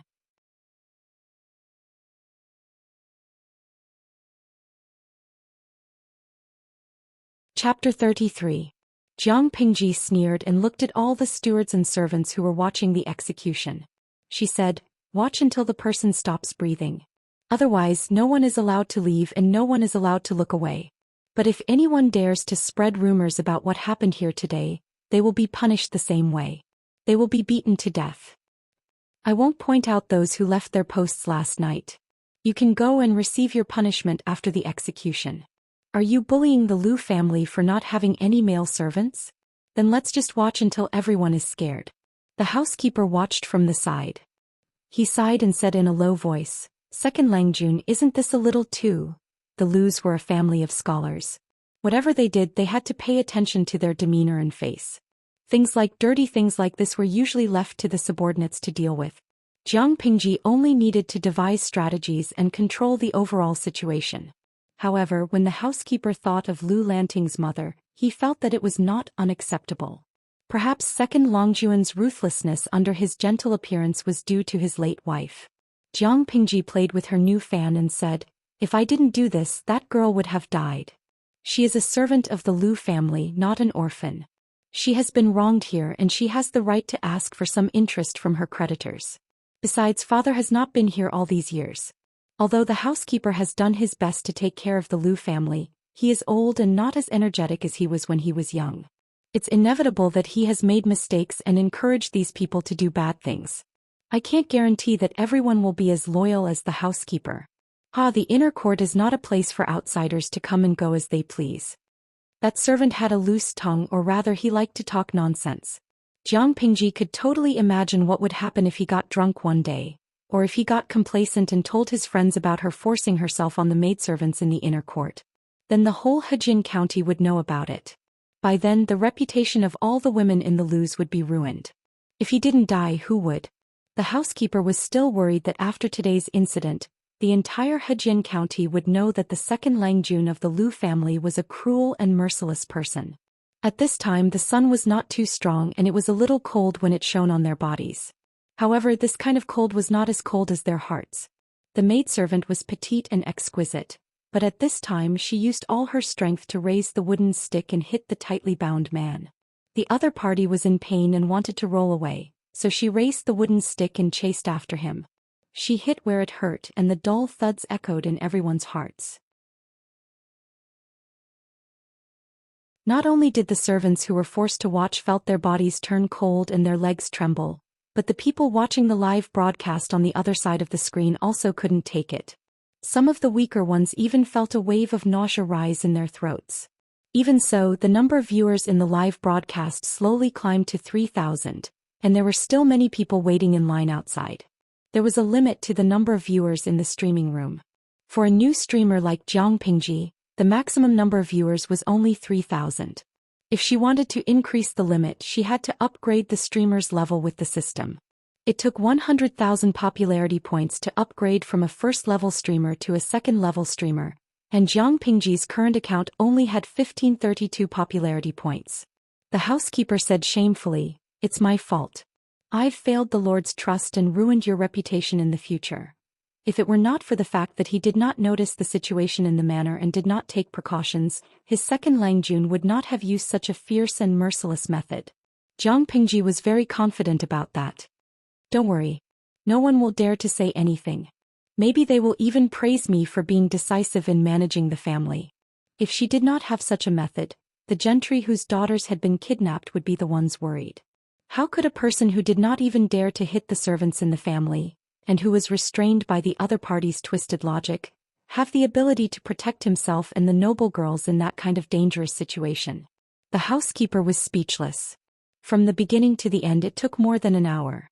The people present and the viewers in the streaming room were forced to watch for more than an hour. The ground was stained with large patches of blood. White brain matter and broken bones were smeared on the ground, and there were some pieces of flesh scattered everywhere. The servants in the courtyard were so scared that they did not dare to make a sound. A few of them felt a slight numbness in their lower abdomens and a warm current flowed down their legs. They were so scared that they could not control themselves. No one could have a clear conscience. They were afraid that the things they had done in the past would be found out and punished. The viewers behind the screen felt that their worldview had been forcibly reshaped. Jiang Pingji acted as if nothing had happened. She leisurely walked forward in her wooden clogs and took the wooden stick that the servant girl almost lost her grip on. She held the servant girl's hand and squeezed it. "I've already asked someone to boil medicine for you. Remember to soak your arm in it after you go down. Otherwise, you will be so sore that you can't lift your hand tomorrow. Look at this pair of hands. They look thin and weak, but they can still avenge you, can't they? Remember, if anyone humiliates you in the future, you have to remember what happened just now. You can only avenge yourself if you're alive. If you're dead, you'll always be the perpetrator. The servant girls of the Lus are not clay figurines that anyone can bully." The maidservant relied on the anger in her heart to keep herself from collapsing. Now that she heard Jiang Pingji's words, she felt an indescribable sense of grievance. She knelt at Jiang Pingji's feet and rested her forehead on the back of her folded hands. Her shoulders trembled and her spine arched as she cried silently. Jiang Pingji sighed softly and asked someone to clean up the corpse. Then she beat up all the servants. In the inner courtyard on the west side of the courtyard, Madame Hu, who had just woken up from her nap, heard the report from her personal servant. "Did you say that second Langjun really ordered someone to beat her to death?" Madame Hu sat up on the soft mattress. A perceptive servant girl immediately fetched a table beside her so that she could lean on it more comfortably. "Or did the servant girl beat her to death herself?" The servant girl shuddered as she recalled what had just happened. "Yes, and second Langjun gave the staff to the servant girl himself. The staff was much taller than the maidservant, yet she was able to use such a thick staff to beat the servant to death." Madame Hu didn't think much of it. She said, "What's so strange about that? Women aren't born to be bullied. Once they have hatred in their hearts and they hate someone to the core, they'll take revenge even if it's with their last breath." Madame Hu seemed to recall something and said, "Her fierce and decisive temper is more like her mother's than her father's." Lu's father had been handsome and exquisite when he was young, like an immortal who had walked out of a painting. His temperament was as gentle as jade, and his manner of speaking was modest and polite. No matter who he was talking to, he could make the other party feel as if they were bathing in the spring breeze. Of course, this guy had grown up drinking black ink. The cleaner his clothes were, the darker the schemes in his stomach were. When it came to matters that could be solved with words, the man could not even walk 2 steps without panting. Lu Lanting's mother, on the other hand, was the complete opposite of him. She had a face that made people worry about her. On the surface she looked like a noble lady, but behind the scenes she had a fiery personality. She also liked to cause trouble and no one could understand what was going on in her head. Their daughter was a combination of their characteristics. She looked like her father, but her fierce and violent nature was like her mother's. But Madame Hu took a sip of tea. Second Langjun is smarter than his mother. Lu Lanting was not her mother. If she got into trouble, there was no Lu Shi to clean up for her. It was better for her to rely on herself. The servant girl did not understand. But, Madam, Second Longjuan's actions are bad for his reputation.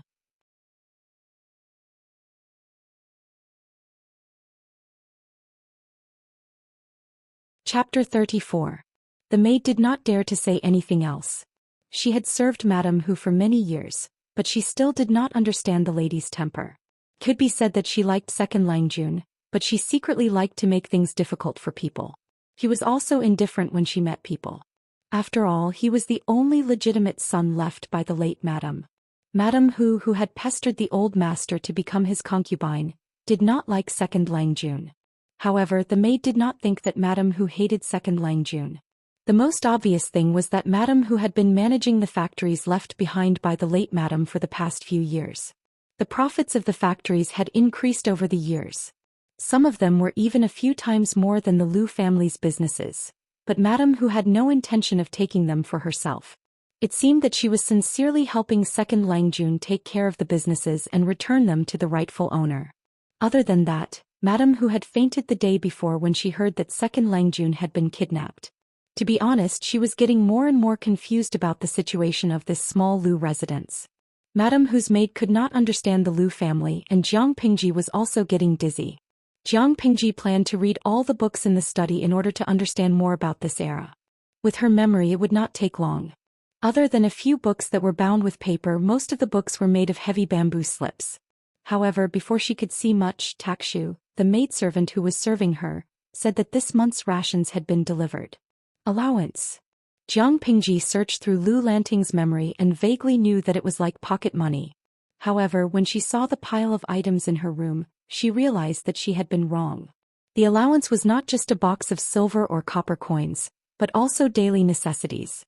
There were a few sets of the 4 treasures of the study, a dozen bolts of cloth for making new clothes, a few pieces of soft fur, a dozen boxes of incense powder, a few stacks of floral paper, and 5 pieces of bamboo paper. In this era where paper was more valuable than gold, Lu Lanting's monthly allowance was 5 pieces of bamboo paper. Thinking of this, Jiang Pingji narrowed her eyes and said in surprise, "This month's paper looks more special than the previous months." Takshu did not suspect anything.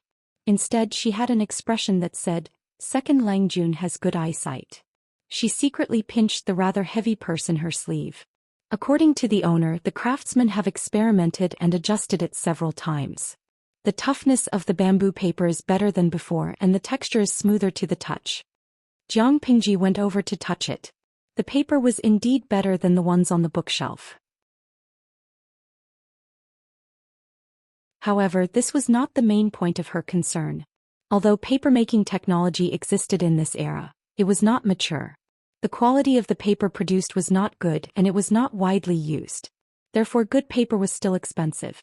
Paper suitable for painting was even more expensive and rare. She found a detail in Lu Lanting's memory. In other families, even the most important children in the family could only get half a blade of paper per month. Moreover, the quality of the paper was not good. Most people used bamboo slips to write. Lu Lanting's monthly supply exceeded the quota, and he even carefully selected the best quality batch. Unless, Jiang Pingji had an idea. It's not easy to make paper in the workshop. 5 blades of paper per month is a little too much. Takshu did not know that she was testing her. She said naturally, the paper-making workshop was left to Second Langjun by the late wife. As long as Second Langjun needs it, even if they don't sell paper to the outside world, they can't be short of money. There is no reason for you to save money for them. Paper workshop. As expected, the veins on Jiang Pingji's forehead twitched. Takshu secretly glanced at Jiang Pingji. She could not help but heave a sigh of relief when she saw that Jiang Pingji's expression was relaxed. Most of the servants in the Lu residence already knew that Langjun had ordered his servants to be beaten to death. In the past, they didn't really like Langjun, who usually didn't have much of a presence and had a soft personality. However, after witnessing his ruthlessness, they all became obedient. The owner of the workshop had even sent over the monthly quota 2 days in advance. He even gave Takshu some benefits and asked her to put in a good word for him. The workshop was a lucrative job, and the owner did not want to lose it for no good reason. The scale of the workshop was neither too big nor too small, and it produced a limited amount of paper each month. The aristocratic families consumed countless amounts of paper each year. The aristocratic families and merchants would secretly order the bamboo paper produced by the workshop. If they were late, they would not be able to sell it no matter how high the price was. In order to get their share of the annual quota, they had to bribe the owner to get a bigger share. That was something that happened almost every year. It seems that the owner has given you a lot of benefits. It's rare for you to speak up for someone else. Jiang Pingji's gaze fell on Taksha's right hand, which was hidden under her sleeve. Taksha's face was pale. Jiang Pingji smiled and comforted her. It's not easy being a girl. Don't be too afraid. The owner has given you benefits. As long as it's not too much, just accept it. You're my servant. The system secretly complained. If she really wasn't afraid, she wouldn't have said it so bluntly. Jiang Pingji had gotten the clue she wanted. She secretly rubbed her forehead. She was even more certain that there was something wrong with Lu Lanting's mother. Yongyuan Tianjian. Haha. Why do I feel like there's another woman other than the streamer? Murue Huakai. Really? Maybe the streamer can go and have a historic reunion. User 3216. The person above is too naive. There's no knowing what's in a person's heart. Be careful not to get stabbed.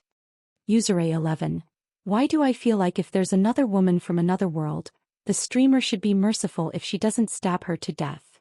Tudu Feichio. I agree with User A11. The streamer's fighting power is at its peak. Jiang Pingji pondered as she scrolled through the bullet screen for inspiration. Then she heard Taksha's voice. Second Langjun, are you still going to the family school tomorrow? Taksha helped her tidy up the rations and put them in different boxes. Mr. Wei sent someone to ask for leave yesterday. He said that he hasn't fully recovered from his cold and needs to rest for another 3 to 5 days. He doesn't want to spread the illness to Langjun. Lu Lanting's teacher was sick and had asked for leave for 3 days. Jiang Pingji did not expect him to still be ill. The family school? Jiang Pingji furrowed her brows. It was a place where children went to school. As far as she could remember, Lu Lanting did not like going there. Most of the time she hired a teacher to teach at home. Jiang Pingji wanted to refuse, but many viewers wanted to take a closer look at the ancient family school. Jiang Pingji swallowed her words and said, I'll go tomorrow. I haven't been to the family school for a long time and I don't know what it's like now. Takshu, remember to ask the butler to prepare some rations for Mr. Wei so that he can rest in peace.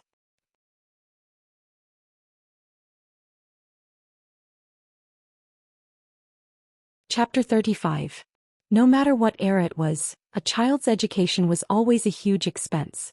Even a landowning family like the Lu family couldn't guarantee that every member of the family was a wealthy local tyrant. Some of the Lu family members who had fallen from grace could only barely maintain their dignity. For a family with an average income, the more children they had, the poorer they were.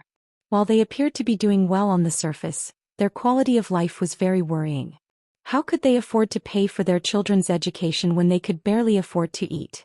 Therefore, the emergence of the family school greatly eased the burden on their children's education. The tutors and tutors were all paid for by the family. Many people only needed to send their children to the family school. There were 2 free meals a day, and if the children could not finish it, they could take it away. Every month, the family school would provide them with clean brushes, ink, and bamboo slips. In ancient times, the cost of going to school was very high. The poor could not afford to go to school, and their chances of making a name for themselves were much lower than those of the gentry. The gentry occupied most of the resources, and they were willing to invest those resources in their children. They trained them to read and write so that they would have a sense of belonging to the family. When they grew up and made a name for themselves, the resources would be invested in the education of the next generation. The birth and continuation of a gentry family could not be separated from this virtuous cycle of growth. Jiang Pingji held the scroll. Because of Lu Lanting's memory, reading and recognizing the words were not difficult, but writing was a problem. Not only are the clothes anti-human, but even the writing tools are anti-human. Jiang Pingji tried to hold the brush as if she was facing a formidable enemy, but the soft tip of the brush did not listen to her. What she wrote was like a weird pile of excrement. She tried a few times to no avail, so she threw the pen away and destroyed the shameful evidence. However, it was rare to see Jiang Pingji make a fool of herself. The bullet screen was flooded with 23,333 comments that almost blinded her. Misha Warrior on, good and evil will always be repaid. The heavens have their own cycle. Look up if you don't believe me. Who will the heavens forgive? Hashtag pick knows one sorcerer girl offing. Woman beg me. I can teach you. Hashtag grimace one host v. No. Jiang Pingji muttered to herself, I shouldn't have agreed to go to that damned family school. Takshu, the maidservant, heard the commotion outside and quietly poked her head in. She asked, Is something the matter, second Langjun? It's nothing, I accidentally dropped the pen. Her lips were almost pressed into a straight line. She looked at the pen lying on the ground as if she was looking at her mortal enemy. Amidst the mocking comments, she sighed and squatted down to pick up the pen.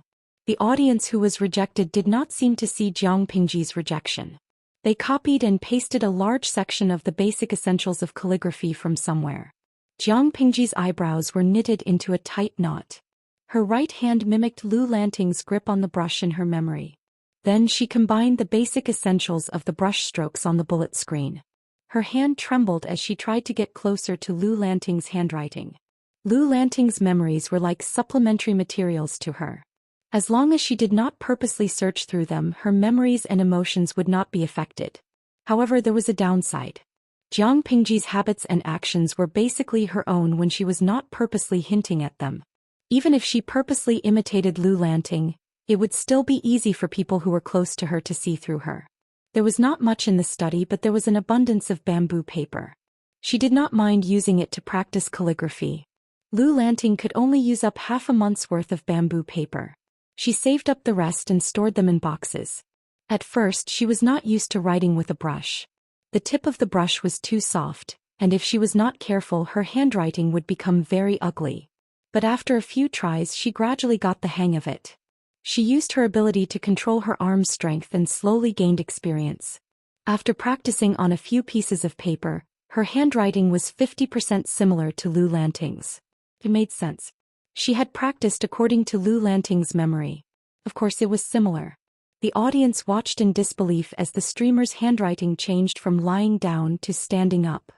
Why did she become a streamer if she was so good at learning? Some of the audience members who had learned calligraphy told them how difficult it was for them to practice calligraphy. Sometimes their arms and wrists were so swollen that they could not move. They complained, "Streamer, you're not human." Although she had learned some things, her handwriting habits could not be changed in a short period of time. Jiang Pingji looked at the sky outside and placed a pile of bamboo slips on the table. She then took out some bamboo paper and began to copy. Misha Zhangyun, illiterate people. What are these words? Pijing Zhanjian. I can vaguely recognize that the streamer is copying the Analects of Confucius. I remember that ancient books were very expensive. If the streamer's family has a collection of Analects of Confucius, they must be well off and have a high social status. Jiang Pingji saw this while she was copying and suddenly replied. Host V. Yes, the Lu family is doing well. If I were a commoner, I would probably be in a bandit's stronghold, broadcasting how to tear people apart with my bare hands. Or I would be traversing the mountains and teaching you how to survive in the wild. Jianluo Zenshan. I can understand that you're broadcasting how to survive in the wild, but what the hell is tearing bandits apart with your bare hands? Host V. This ignorant ancient era was very chaotic. Hejian County is considered orderly, but there are still many bandits nearby who specialize in robbing passing merchants for a living. A lone woman is simply a fat piece of meat for them. So if the bandits came to her, Jiang Pingji would not let them go because they would not let her go. Just like what happened in the bandits' stronghold, those bandits would not let go of so many delicate noble ladies. In their eyes, they were just tools to vent their lust. They were not human beings. What was the use of talking about morality and righteousness with them? What was the use of begging? The only thing that could be of use was one's own brain and hands. Host V. You can either be humiliated by dozens of men in the bandits' stronghold and become their tool to vent their lust. If you're lucky, you can get pregnant. Maybe you can live for a few more days and give birth to a child who will become a bandit in the future. Or you can only raise your sword and let them die. Jiang Pingji's pen paused for a moment before she put it down again and continued. Her expression softened a little. Host V. I know there are many things that you can't accept, but you're just spectators. I'm a participant. They're just spectators. If they don't want to watch, they can just leave. It's just a matter of time. But she, Jiang Pingji, had to walk her own path in life instead of relying on these onlookers. After copying the contents of the bamboo slips, Jiang Pingji planned to revise Lu Lanting's other skills. At that moment, the silent system suddenly spoke.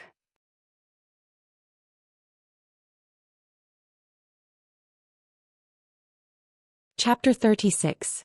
Jiang Pingji frowned and asked, "What do you mean?" The system said, "It's something like a skill book that allows you to quickly learn a certain skill. The system shop has just released it." At that moment, Jiang Pingji saw a few moving icons on the side of the huge streaming screen in front of her. However, she had always been wary of this unknown system and she was not that curious. He did not study it at all. Opening the system's shop menu, a brand new interface immediately popped up. There were many product icons on it. Zither, chess, calligraphy, painting, embroidery, sewing, tea-making, swordsmanship, saber techniques, leg techniques, horse riding. There were 4 different labels behind each skill: elementary, intermediate, advanced, and ascendant. 4 different levels of skills required different amounts of popularity points. The highest level, Ascend, required a massive amount of popularity points. Fortunately, the basic entry requirement was 1,000 popularity points. With her current popularity points, she could easily exchange for one. Jiang Pingji furrowed her brows. If she exchanged for these and learned them, would she get a beginner's ability? The system said, "I saw that the host was having a hard time learning how to write just now, so I used my personal treasury to open up the shop interface for the host." If the system could be concretized, she felt that she could see the system's fawning face saying, "Hurry up and praise me." Jiang Pingji laughed to herself and said, "I think you're just eyeing the popularity points in my account, right?" The system was non-committal. Popularity points were gold and silver to it. If it could earn a sum of money from doing business, why not? Jiang Pingji looked at the tempting items on the interface of the store. She rolled her eyes and closed it in the blink of an eye. "I think calligraphy is quite interesting. It's good for me to practice it slowly. You should continue looking at the popularity points in my account." F***CK. Jiang Pingji said naturally, "Good steel should be used on the blade's edge. It's useless to exchange it now. It's better to save it for when it's needed someday. Who knows, it might be of unexpected use." The system snorted. "There's no need to be so thrifty. Just open a live stream every day. As long as the maximum number of viewers reaches 3,000, you'll get at least 1,500 popularity points a day. That's more than enough to exchange for a book. There's no need to work so hard to learn." If he was rewarded by a nouveau riche, he would accumulate popularity points even faster. Jiang Pingji looked as if she had seen through him. "In the end, you're still trying to entice me to stream diligently, aren't you?" However, the live stream limit is always 3,000 viewers. Hey, don't tell me that I need to exchange popularity points to increase the limit. The host is truly wise and mighty.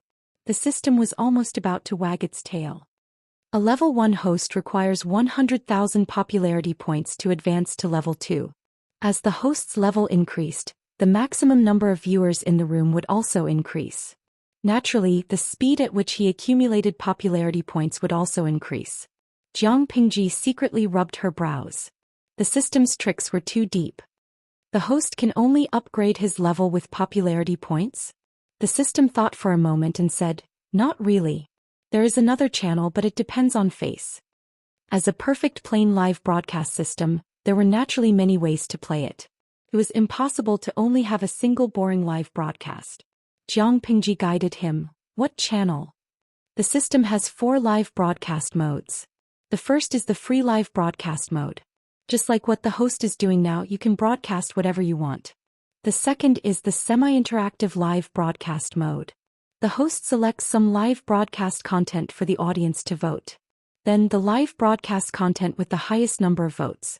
After the host completes the live broadcast, depending on the audience's satisfaction, the host can obtain 3 levels of gold, silver, and bronze treasure chests. After opening the treasure chests, the host can obtain random rewards, including a free card to upgrade the host's level. Jiang Pingji listened and nodded to herself, then signaled for the system to continue. The second is the fully interactive live broadcast mode. The audience selects the live broadcast content and then selects the items to vote. Of course, the content must be within the scope stipulated in the contract. Cannot be too excessive and focus on entertainment. At the same time, the host can obtain treasure chests and open cards. The last is the designated live broadcast mode. A tycoon sets the live broadcast content. When the host completes the live broadcast, not only will the host receive the reward from the tycoon, but also a gold treasure chest. When the system mentioned the last live broadcast mode, one could hear the sound of saliva being sucked in. Jiang Pingji raised her brows. You can erase the last unscrupulous one. The system retorted unhappily. Who said so? My previous host loved this live broadcast mode the most. Jiang Pingji curled the corner of her mouth mockingly. Obviously I'm not one of them. The system still wanted to struggle. How do I know you won't like it if I don't give it a try? I don't think those who are truly rich would mind such a small expenditure. Every day they would throw some money around and issue a mission just like fishing with a hook. Using this method they would slowly train the host into what they want. Tell me, what's the difference between the last live broadcast mode and dog training? The system was a little stunned. Its host was about to go crazy, so it quickly tried to salvage the situation. Dear host, don't be angry. These modes are all preset. I'm just relaying it. Moreover, these live broadcast modes require the host to be willing. There is absolutely no forced buying or selling. The system wanted to cry but had no tears. How unlucky could it be to have met such a difficult host who would always give other people a hard time, and was always scowling at others. The system also needed human rights and it needed to be treated fairly and fairly. They had only been together for 2 days, but the system felt like 2 years had passed. It couldn't go on like this. Jiang Pingji was too lazy to care about the system's thoughts. She had a comfortable sleep and it was a dreamless night.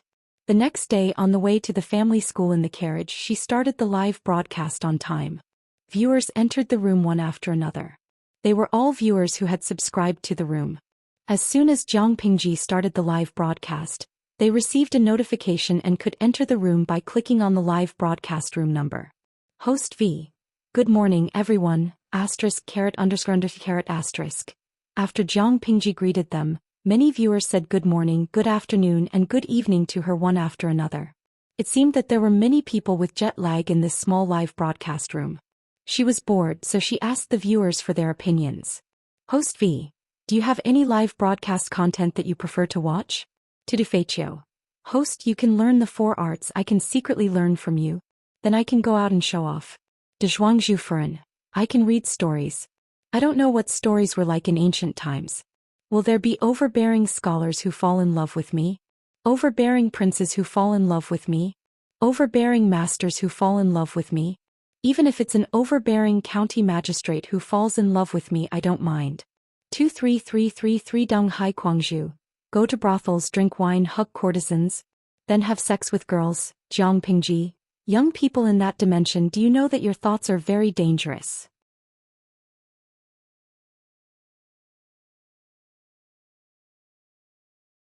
Chapter 37. The Liu family school was not big and there were only 20 students. They ranged in age from 3 to 15.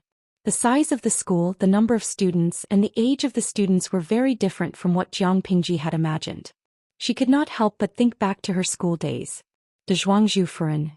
Is this the ancient classroom? The conditions are so bad and there are so few students. I wonder what the teachers are like. Dong Hai Guangzhu. This is good enough, okay? The literacy rate in ancient times was very low. There were very few people who could study and the expenses were very high. The host is in the family school and the conditions are very good. Most of the expenses are covered by the family. After all, whether it was the cost of hiring a teacher or the cost of writing brushes, ink and paper for learning, the cost was not something an ordinary family could afford. Jiang Pingji randomly picked a table and sat down. She took out the bamboo paper that her maid, Takshu and Xuanmei had cut out. She practiced her calligraphy as if there was no one else around. The other students took advantage of the absence of the teacher to review what they had learned the day before. Sorceress Feng. 23333 No matter what era it is, I feel like the habit of studying in the morning will never change. Misha Warrior Ahuan. Yes, It's full of the feeling of studying in the morning. The other students tried their best to get a seat closest to the teacher. Only Jiang Pingji's table was at the back, which made her stand out. Of course, what made her stand out from the crowd was not her location, but the school supplies she used to practice calligraphy. Most of the students could only carry heavy bamboo slips. Jiang Pingji was the only one who used bamboo paper, which was very expensive. Her calligraphy was the same as before and there was no improvement at all. To the other students, it was a waste of God's gift. Oh, I haven't seen Cousin Xi for more than a year. Why is your calligraphy still the same? You haven't improved? Finally, someone was willing to be the leader and help some people say what they wanted to say in their hearts. Jiang Pingji had to stop writing and she looked up at the person who had spoken. It was the son of Lu Lanting's father. Jiang Pingji had seen Lu Lanting's memories, and she knew why she did not like to come to the family school. If it were her, she would not have come either. To avoid gossip in the clan, Lu Lanting attended the family school before she turned 8 instead of hiring a tutor to study at home. Lu Lanting had entered the family school at the age of 4, and by the time she was 8 she had become more and more taciturn. She looked at others with fear and she was also afraid of interacting with others.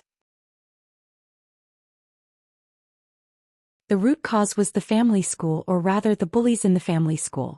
Although these brats were young, they also had the ability to flatter those above them and step on those below them. It was as if they were born with it. As a child, Lu Lanting was very skinny and shy. She blushed when she spoke too much. To some naughty children she was the easiest target to bully. They did not have to worry about being discovered if they secretly ostracized her. At that time Lu Lanting came to school in a different outfit. She also used the best brushes, ink, paper and inkstones to study. She was so different from the other children of the Lu family that it was inevitable that some of the children of the Lu family who were struggling to make ends meet would feel uncomfortable. What if it was unfair? Of course they would find a way to balance it out. They were all children and it was normal to have some friction. However, they were not stupid. They bullied Lu Lanting, but they did not make it too obvious. In the beginning they only bullied her softly, distanced themselves from her and said some nasty things from time to time. Lu Lanting was still young and the second lady had protected her too well. The silly girl did not realize it. Her inaction provoked the other students. They pushed her aside at first and then they snatched the brushes, ink and inkstones. Then they insulted her, saying that she was raised by a wife, and that she would be abandoned when the second lady had a son or daughter. In the end it became a bloody incident. Yes, a bloody incident. 8-year-old Lu Lanting was pushed into a pond near the family school. She even knocked her head on the ground. At that time the bedridden second madam heard the news. Despite her illness, she directly bombarded the teachers and the parents of the naughty children. She even angrily withdrew the financial aid to the family school, forcing the parents to apologize in person. That's right. Although the brushes and ink used by the clan were purchased with money from the clan, in accordance with the principle of being a family, those expensive brushes and ink were purchased in bulk from the second wife's dowry workshop. The quality was good and the price was quite discounted.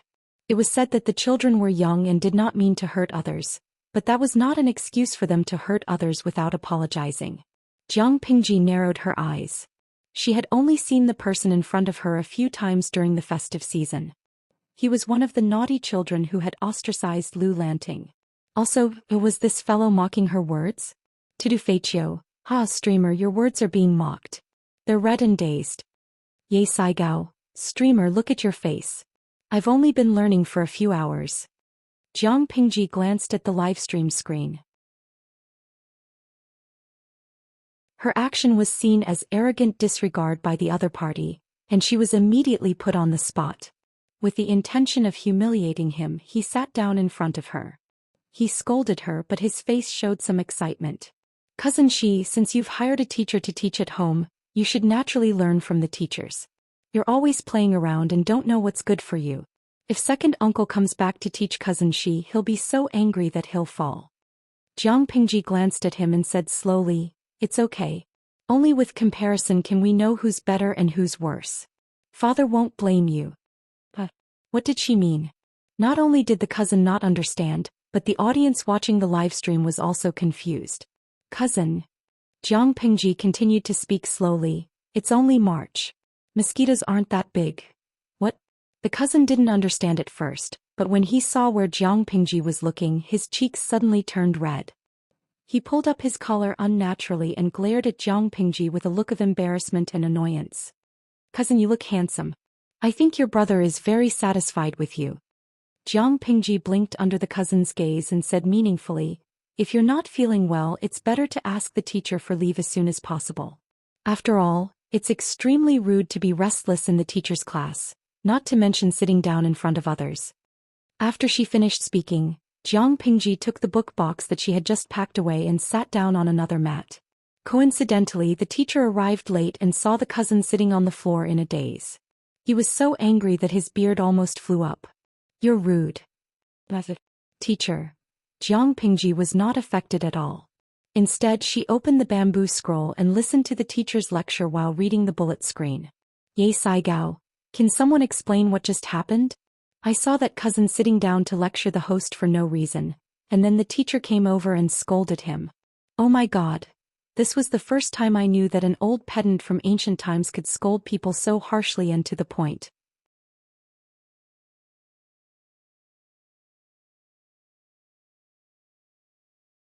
Chapter 38. The audience was not the only one who was dumbfounded, but there were also a lot of super perverted veterans who came to their senses. Jiang Pingji looked at the bullet screen and laughed. That master was famous for being an old-fashioned scholar in the Liu family. To put it bluntly, he was an extreme turtle. The old man was very particular about etiquette. He would correct anyone who sat in the wrong position, let alone in front of him. Even in the ancient times, which naughty kid would not be beaten up if he took off his pants and walked around? Not to mention that cousin's age was already considered a grown man in this era. Cultivation, 2333. I understand. That little boy might have had sex last night. The host kindly let him go back to rest. He had indeed had sex, but the person he was having sex with was not a girl but a proper man. Jiang Pingji was very sensitive to smells. When the cousin got close to her, she smelled another person's scent on him. That kind of smell required a period of close contact to be so strong. Unfortunately, she had smelled it before. It was the manservant who served the cousin when he was studying. Apart from that, there was a very faint afterlife smell on him. Plus, there was a little strawberry on his neck and his walking posture was a little unnatural. He could not help but sigh. Children in ancient times were really king open-minded. "Wuxian, I understand. This is what my party says. Senior gay start from a baby." 23333. Looking at the bullet screen that was getting dirtier and dirtier, Jiang Pingji, who had always been dirty and violent, smiled without saying a word. "Bring my Pao Lai. I'll just treat it as a joke, but it's so disgusting to actually do it." Jiang Pingji's attitude towards this was very open-minded. In her era, same-sex marriage was legal. Host V, it's not disgusting. In this era, it's a good thing to be brothers. It's even fashionable. As the saying goes, as long as the red flag at home doesn't fall, colorful flags will flutter in the wind outside. Having a concubine on the left and a gay man on the right, talking about romance and poetry was a very common phenomenon. Jiang Pingji had searched through Lu Lanting's memories. That was indeed the case. Men preferred fair skin and they dressed in brightly colored clothes. Not only did they have to put on makeup every day, but some of the eccentrics had evolved to the point where they were too ashamed to leave the house without applying makeup. Bring me Pao Lai. But streamer. In this world you have to get married when you're of age. It's normal for men to be gay. What if you marry the wrong person? In modern times there were a lot of same-sex wives, but at least they could choose to divorce. In ancient times, same-sex wives were not so easy, right? No matter how disgusted he was, he could only pinch his nose and live with it for the rest of his life. Jiang Pingji had never thought about this problem because in her mind, there was no concept of marriage. She rolled her eyes and thought about how to deal with the audience. Host V, no matter how delicate and beautiful a man is, his gender is not right for me. I don't even have sexual interest. Everyone fell silent. In the next second, the system prompted the audience, Yuri Saigao, to reward 520 lovers' hearts. Lovers' hearts cost the same as lollipops, but the latter had a pink heart symbol. Tudu Feichio, it's so exciting. I like such an honest and cruel streamer. The system prompted the audience, Tudu Feichio, to reward 520 lovers' hearts. Most of the rewards were lovers' hearts or lollipops, and the system's notifications were drowned out. Jiang Pingji, not only did she have a generation gap with the ancient people, but she also had a generation gap with the modern humans watching the stream. She did not seem to have said anything that touched their sensitive spots, did she? She herself was dumbfounded by this reward. The system suppressed its excitement and poked Jiang Pingji. Do you see now? Jiang Pingji raised her eyebrows and asked in her mind, see what? The emotions of the audience need to be aroused. As long as someone starts it at a critical moment, the other audience members will follow suit and reward generously. So, do you want to hire me to be your water army and reward you occasionally? When the system said that, Jiang Pingji could imagine a smiley face with a flattering look winking at her. Jiang Pingji rejected it immediately. No way. The system was angry. When could its host have the self-awareness of a streamer? This was a very common method in the industry.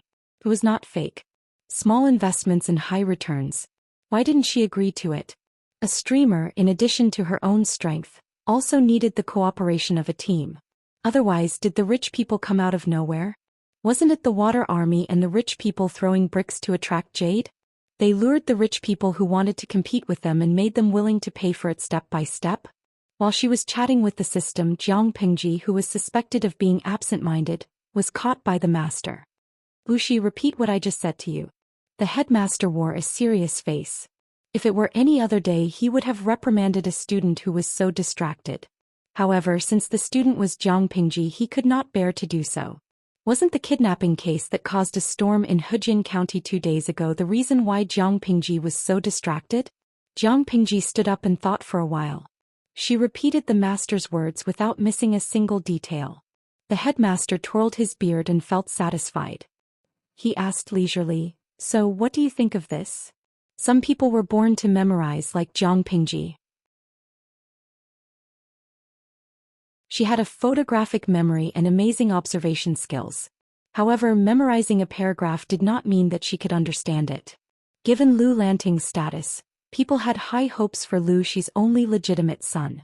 The article that the master had just said was written by a famous scholar. The content was not bad, but it had nothing to do with romance. The topic was the hidden danger at the northern border of Dongqing. Would the 3 tribes of the northern borderline try to cozy up to them, or would they try to intimidate them? The scholar felt that the 3 tribes of the northern borderline had been fighting against Dongqing for many years. Both sides had suffered heavy losses. The people at the border of Dongqing were in dire straits. The royal court of the 3 tribes already had the intention to negotiate. They had hinted many times to marry their beloved daughters to Dongqing. Why not go with the flow? If Dongqing accepted the negotiation, both sides would temporarily cease hostilities and recuperate. However, when it came to negotiations, the only way to gain the upper hand was to bring the opponent to the negotiating table. Those who are not of our tribe must have different intentions. The 3 tribes of the northern borderline are ambitious. How can they be appeased by small favors? What was the use of negotiating without a winner or loser? Jiang Pingji smiled faintly and enunciated her words clearly. Dongqing and the 3 tribes of the northern borderline have been in a stalemate at the border for several years. Both sides have won and lost, but Dongqing has never been at a disadvantage. If we take advantage of the situation to negotiate now, how will the sacrificed soldiers feel? This is the worst plan. It will only benefit the enemy while harming ourselves. But the scholar spoke bluntly about negotiating for peace. His intentions are damning. The master's gentle face froze. He did not expect Jiang Pingji to have the guts to criticize the scholar. The other students were also in an uproar. They had been discussing the article, but they expressed their opinions in a euphemistic manner. Their attitudes were ambiguous. They were neither in favor of war nor in favor of negotiating for peace. Each had their own reasons. No one dared to stand firmly on one side.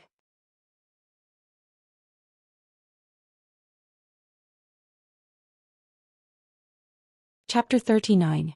Jiang Pingji acted as if she did not see the master's ugly expression. She suddenly picked up the bamboo slips on the table, flipped through them and said, I read an interesting story yesterday.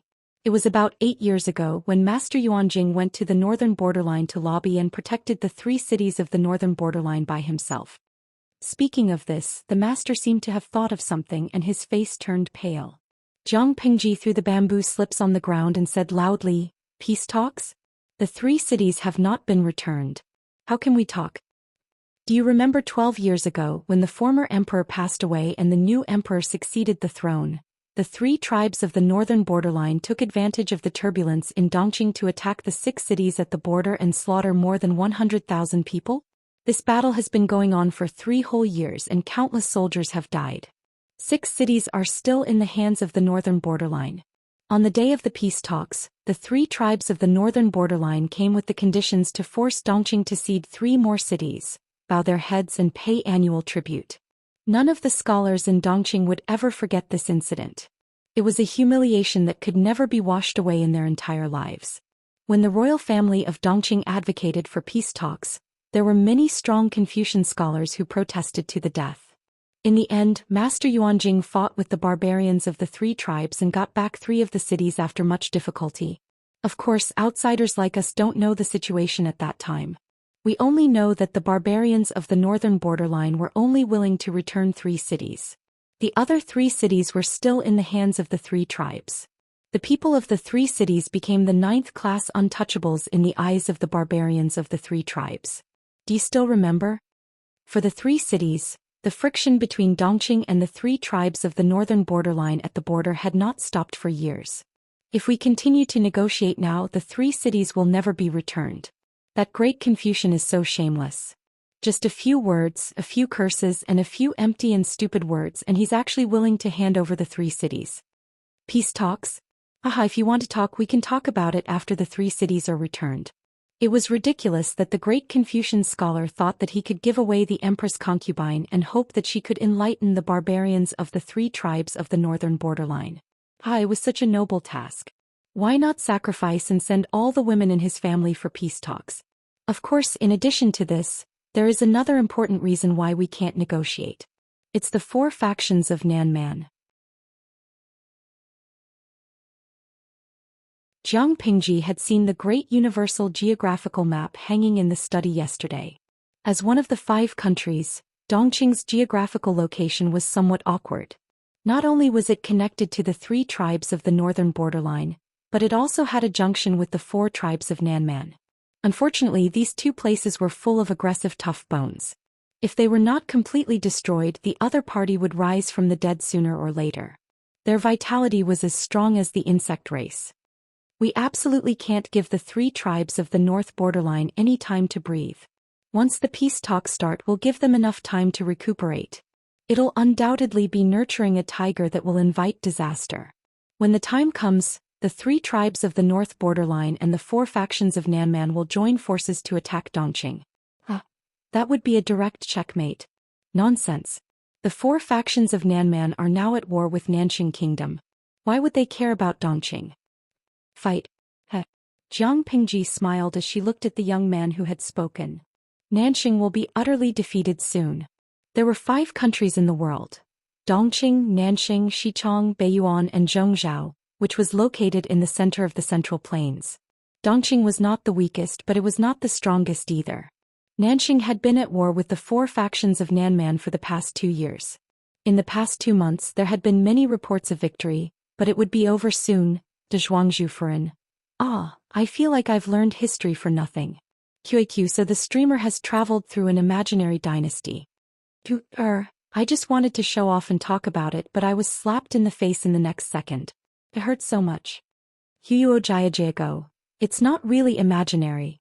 It can only be said that it's another dimension with a different historical development trajectory. There are traces to follow. Shou Shi Guan. It's definitely not our ancient times. Otherwise it would feel like a spoiler. The unknown variables are more interesting. Cafeteria Daffin Auntie. Am I the only one who cares about Master Yunjing's setting? Why are you so sure that Nanqing will lose? Although Nanqing was also Dongqing's enemy, they were still of the Yan and Huang lineages. The 4 factions of Nanman were foreign tribes to them. Because there are too many ignorant people like you. Jiang Pingji had always liked to stand straight. When she lifted her chin and closed her eyes, she gave off an oppressive feeling, as if she was looking down on all living things. In less than 2 months, Nanqing will lose. Just wait and see. When the time came, it might not be as simple as ceding 3 cities or giving the emperor's concubine a marriage alliance. Lu Lanting was naturally shy, but she was not a girl who liked to submit to her fate. She loved to read news about the world. Occasionally she would disguise herself and go to the tea houses and taverns to listen to the news. That was usually the place where news circulated and gossip spread. Jiang Pingji had her memories. She had glanced at the great universal geographical map hanging in the study room and knew the geographical locations of the 5 kingdoms. From what she could see, Nanxing was indeed very dangerous. She had also read some of the news that Lu Lanting had transcribed, so she was not completely ignorant of the news. In fact, it was not just Nanxing. Jiang Pingji was not optimistic about the current Dongqing. According to the information that Lu Lanting had gathered, if Dongqing agreed to the peace talks, she was afraid that within 10 years, there would be a huge military disaster. Jiang Pingji bent down to pick up the bamboo slips that she had thrown on the ground. She casually flicked the ash off. The old master was very angry at first. She had slandered the great scholar in public and said such harsh words. It was easy to make people feel disgusted. If the great scholar heard about what happened that day, Jiang Pingji might even make things difficult for her when she entered the officialdom. However, listening to her solemn vow, the old master was a little hesitant because he himself did not agree to the peace talks. As long as he was a scholar, he would always have a sense of pride. Dongqing inherited the Xiao lineage and called itself a kingdom of heaven. Why would it be willing to bow down to the barbarians? Looking at the group of confused students, the old master's temples ached. He sighed to himself. As expected of Lu Shi's son. Both father and son were troublesome. Your cousin is quite knowledgeable. What he said was not without reason. It's a pity that most of the important officials in the court are in favor of peace talks. The government is also interested in negotiating with the royal court of the 3 tribes of the northern borderline. They hope that the northern borderline will marry the Empress concubine to the second prince. Outside the school, Feng Jin, who was dressed in a white and green robe, looked at the scene from afar. He had an indescribable expression on his face.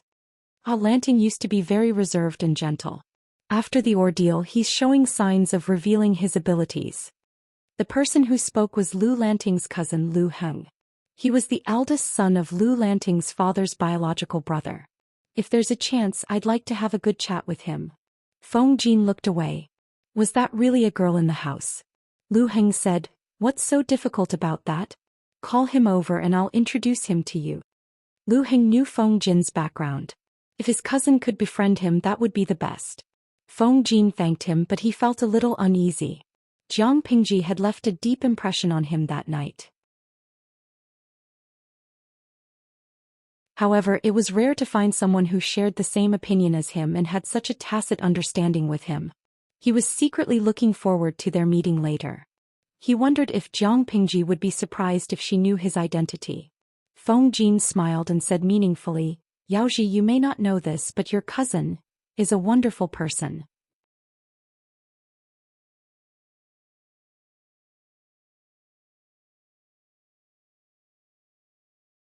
Chapter 40. Therefore Jiang Pingji saw such a scene that aroused wild and fanciful imagination. If her eyes had not told her that the relationship between the two was very normal, she might have suspected that the era had opened up to the point where everyone was gay. Watching the two of them exchange glances, with a tacit understanding that others couldn't intervene, she sat down quietly and became a spectator. Lanting, let me introduce you to someone. Lu Heng had always cared about his cousin. He worked very hard to have such a good opportunity to introduce his friend to his cousin. Cousin Heng, there's no need to introduce me. I know this person. Why you is so mischievous? Why did you make a fool out of my honest and simple cousin? Jiang Pingji glanced at Feng Jin, who was sitting at the head of the table. She hadn't seen him for 2 days. The guy who had been chased for thousands of miles and had to kill his beloved pet to appease his hunger was pretty decent after he cleaned himself up. Why you? Lu Heng was startled. That was Feng Jin's courtesy name. They were so familiar with each other that they could call each other by their courtesy names. Feng Jin innocently opened his eyes. It was Yaoji who didn't give me time to tell the truth. How was I deliberately making a fool out of him? Lu Heng was speechless. Feng Jin put down the tea and couldn't wait to get to the point. let's put the reminiscing aside for now. I heard what you said outside the room. I thought it was quite interesting and reasonable. If that's the case, guess which prince the royal family of the northern borderline is interested in? Jiang Pingji was a little disinterested. She couldn't get her spirits up for something so obvious. The first prince is the crown prince. That official isn't so muddle-headed. Why would he let a foreign princess take the crown prince's wife? Moreover, the first prince has all his wives and concubines. He also has many concubines in the eastern palace. He also has many children. Even if the northern borderline princess was very capable, she wouldn't be able to do much if she married the crown prince. Secondly, the third prince's mother is the daughter of the Feng clan, an aristocratic family.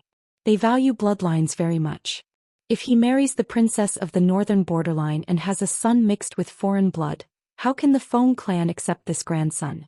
After she finished speaking, Jiang Pingji's eyes scanned Feng Jin's body. Her stare made Feng Jin's hair stand. Finally, according to the rumors, the fourth prince's birth mother died in a strange way.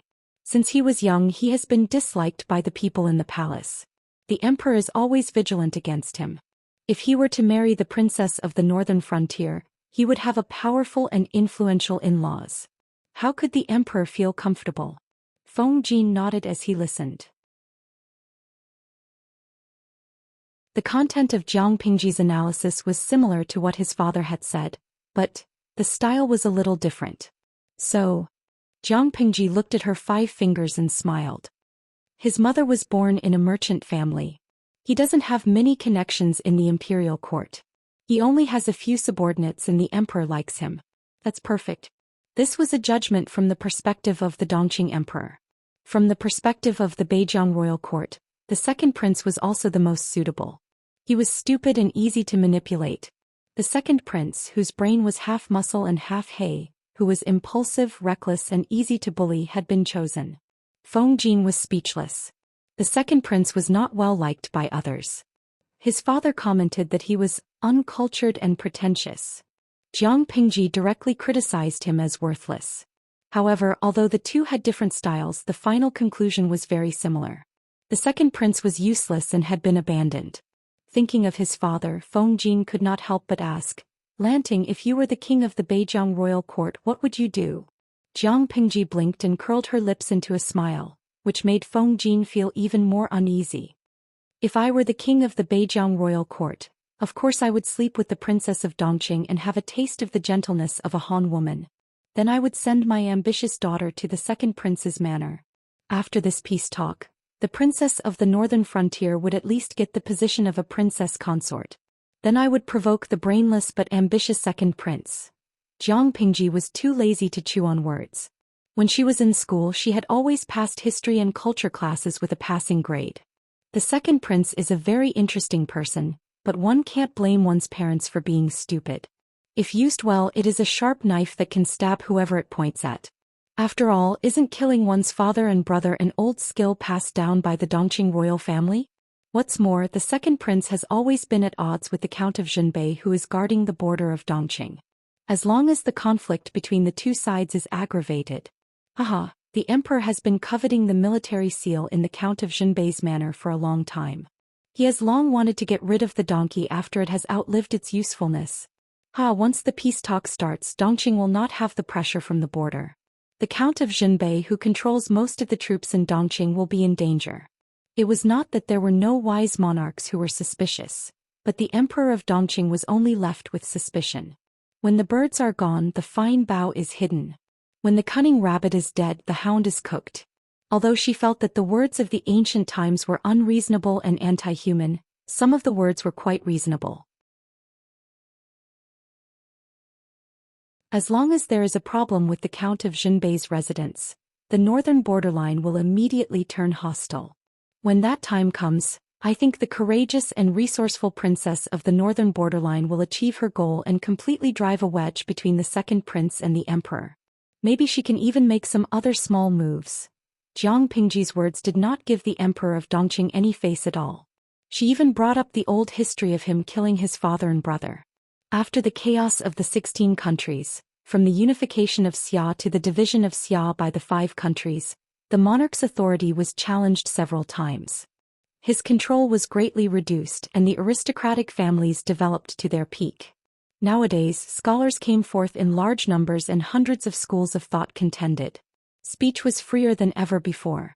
If these words were said in other times, it might bring about a fatal disaster, but at this time, it was not as serious as insulting the aristocratic families on the streets. Therefore, Lu Heng and Feng Jin's expressions only changed slightly after Jiang Pingji said that. After Feng Jin heard this, he sighed. My father thinks so too.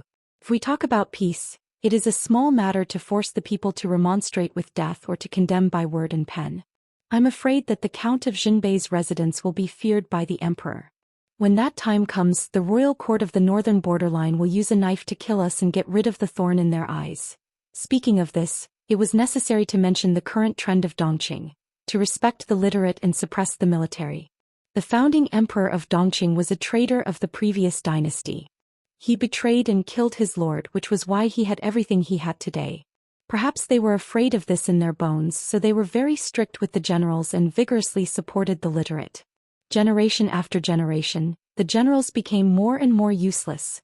Now, the Count of Jinbei's residence was the only thing that Dongqing could use. If it was also courted by incompetent teammates, then it would be terrible. Jiang Pingji said seriously, this is hard intelligence, it can't be saved. Unexpectedly, Feng Jin was very studious and asked seriously, what is hard intelligence?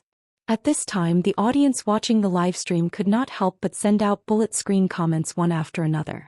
Wu Fa Wu Tian, red hot, dazed, hard intelligence means acquired cerebral palsy, it can't be saved 2333. De Zhuangzhu Furen, what you said just now, if it was in a TV series, it would be enough to exterminate 9 generations. I didn't expect my elder cousin and the handsome young man to accept it so calmly. Especially the elder cousin's gaze. It was as if he wanted to drag his naughty child back to the kennel. What nonsense are you talking about? I'm dying of laughter. I've already taken a screenshot, new emoji GD.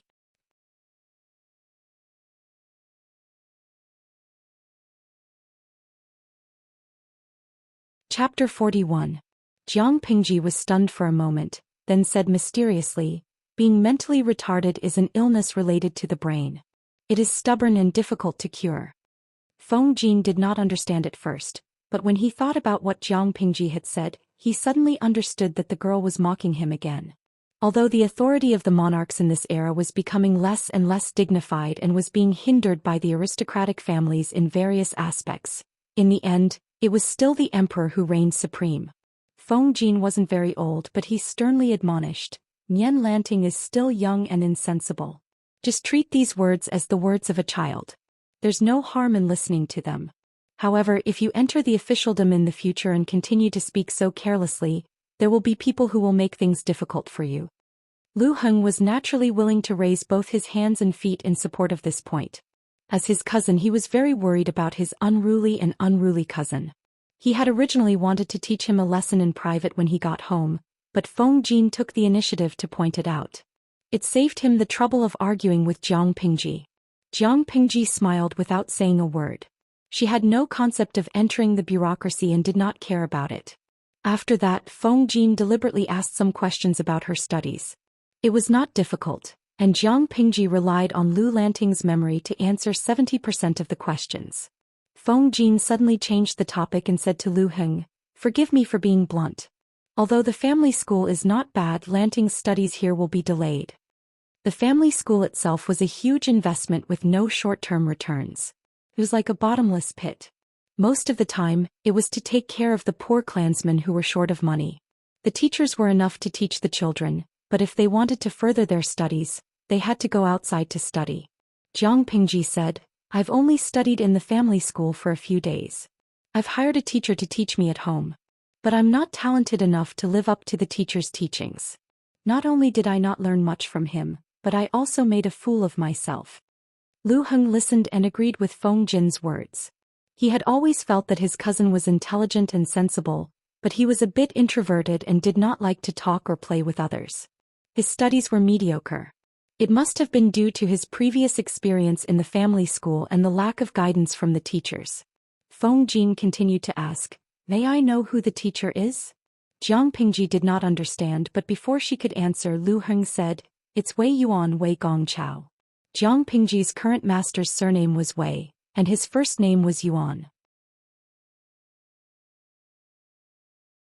In Lu Lanting's memory, the teacher was very strict and would scold her for the slightest mistake. The young girl was afraid of him. No wonder. So it's Mr. Wei Yuan. Feng Jin had a look of understanding on his face. He was young, but he was familiar with all the famous Confucian scholars and scholars, not to mention Wei Yuan, who was talented but resigned due to his personality. In his eyes, Wei Yuan was a wonderful person who would fire his superiors if he didn't agree with him. He spoke bluntly and shook his head. Mr. Wei Yuan is indeed talented, but he is not suitable for Lanting. If possible, it would be better for you to find another teacher. Based on that night alone, Feng Jin could tell that Jiang Pingji was not someone who would be content with the status quo. Learning from the rigid and strict Wei Yuan, the master and disciple pair would sooner or later fall out due to disagreements or other reasons, unless one of them was willing to compromise. But was that even possible?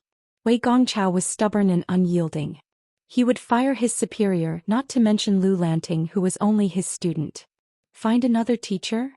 Lu Heng did not expect Feng Jin to say something like that. He was put in a difficult position. In this era, a teacher for a day, a father for life was not as simple as it seemed. Jiang Pingji, on the other hand, did not show much of an expression. Feng Jin smiled. Mr. Yuanjing is opening an academy in Langyi County. If you are interested, you can give it a try. Mr. Yuanjing? Lu Heng was surprised at first, but he could not suppress the joy on his face. Are you serious? Jiang Pingji listened quietly, and information about Mr. Yuanjing popped up in her mind. Speaking of which, this was also a setting that was very much like Tom Su's Prince Charming. He was the dream lover of all the girls in Dongqing and the other 4 countries. Mr. Yuanjing was a great scholar in Dongqing. He was born with auspicious signs, and his childhood experience was even more extraordinary. He met a deity at the age of 7 and was blessed by the deity, who cleansed his marrow and changed his bones. Before he reached his 20s, he was already well-versed in astronomy and geography. He was proficient in the 5 elements, 8 trigrams, Qimeng and Duanjia. He was also proficient in music, chess, calligraphy, and painting. He was even proficient in agriculture and water conservancy. He knew business and military strategy. He was a walking demon. This great scholar became famous 8 years ago when he argued with the envoys of the 3 tribes of the northern borderline. Not only did he demand the return of the 3 cities, he even made the envoy who came for the peace talks vomit 3 liters of blood. He died after a few days of recuperation. His words could really kill someone. Since then he had become famous. While Jiang Pingji watched the drama unfold, Lu Heng's cousin was a little nervous. It's not that I don't believe in Lanting, but she's still young. She was held up by the family school for 4 years. Later, Mr. Wei Yuan taught her at home, but she still fell behind in her studies. I'm afraid she won't be able to do well in her studies. How can she become Mr. Yuanjing's disciple? There was only one Master Yuanjing, but students who wanted to learn from him could line up from Dongqing to Xichang. There were too many monks and too little porridge. Master Yuanjing's fangirls were too powerful. How could the petite Lanting overcome so many obstacles and finally become Master Yuanjing's disciple? Lu Heng was biased towards his cousin, but he knew how unrealistic it was for her to get a place. However, if she could really become Master Yuanjing's disciple, the benefits would be huge. It would be enough for his cousin to benefit for the rest of his life. Feng Jin looked at Jiang Pingji meaningfully.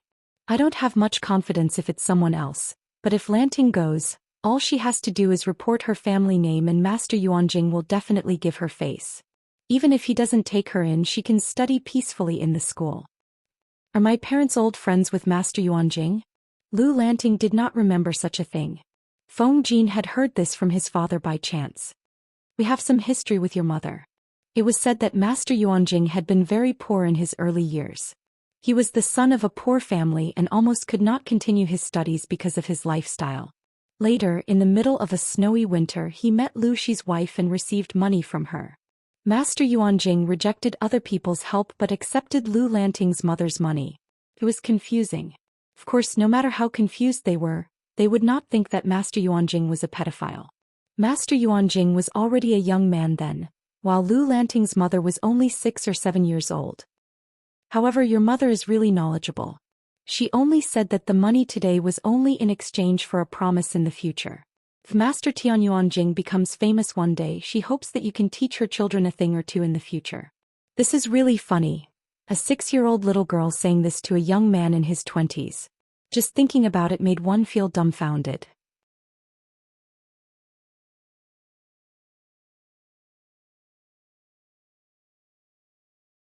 Chapter 42. The internet provides you with exciting novels to read. Feng Jin thought that the scene was very interesting, but when Jiang Pingji heard it, she heard something else.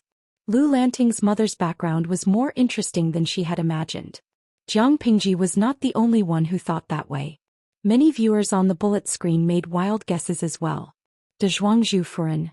Streamer, do you think your mother is a transmigrator?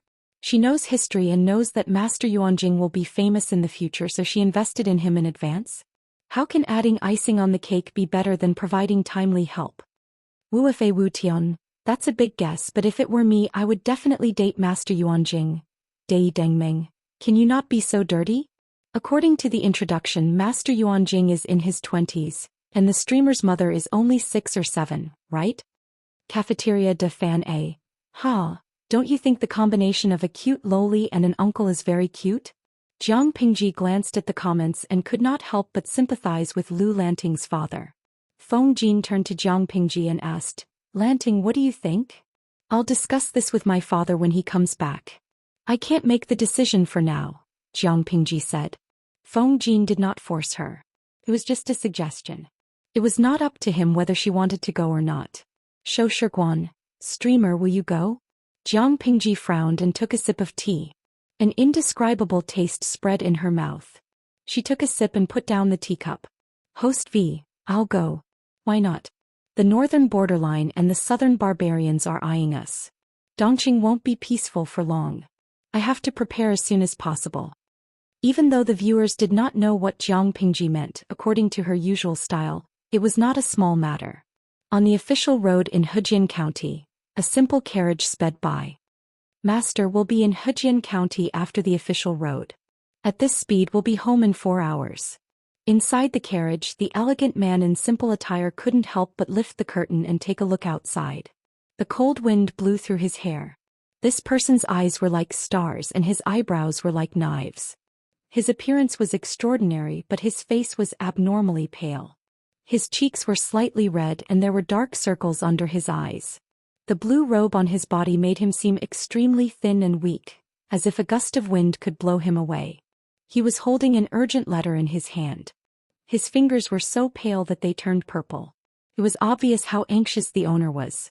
Yesterday he received an urgent letter from home. When he opened it and read it, he was so shocked that he couldn't breathe and almost fainted. Later, when the situation had stabilized, he simply let the guards accompanying him carry most of the things on their journey slowly. He packed light and took the housekeeper along the official road, rushing all the way. He forcibly compressed the journey that should have taken 5 days into 1 day and 1 night. I don't know if Lanting is safe now. Something happens to her, how am I going to explain it to Amin? Cough, cough, cough. Lu Shi put down the curtain. His face was flushed and he coughed again. The housekeeper used to be Lu Shi's servant. Later he followed Lu Shi to become a housekeeper, so he knew Lu Shi very well. He comforted him in a low voice. Second Langjun, the heavens help a good man. You can turn misfortune into fortune when you are in danger. Lu Shi lowered his head and looked at the letter that he had crumpled into a ball in his hand. The instant he saw the news, the fear made him feel as if he was on the verge of death. He did not dare to imagine that if Lian Lanting had really lost her life, would he have followed his daughter to the afterlife? Lu Shi hurried all the way back to his home, that he hadn't set foot in for a few years. Fortunately, the gatekeeper was the same old man who recognized him. Otherwise, he wouldn't even be able to enter his own house. He would have been kicked out because he was poor. As soon as Lu Shi returned, he went to the second lady's room. The strong smell of medicine in the room made him frown. He stopped the second lady from getting up and bowing. You're not feeling well. You don't have to get up. Just lie down and talk. Brother-in-law, aren't you coming back in a few days? The second lady didn't comply. Instead, she slowly got up and leaned on the table to find a comfortable position. She still called Lu Xi the way she used to call him. Is it because of Lanting? Lu Xi said. I rushed back as soon as I received the letter. Those bandits are really bold.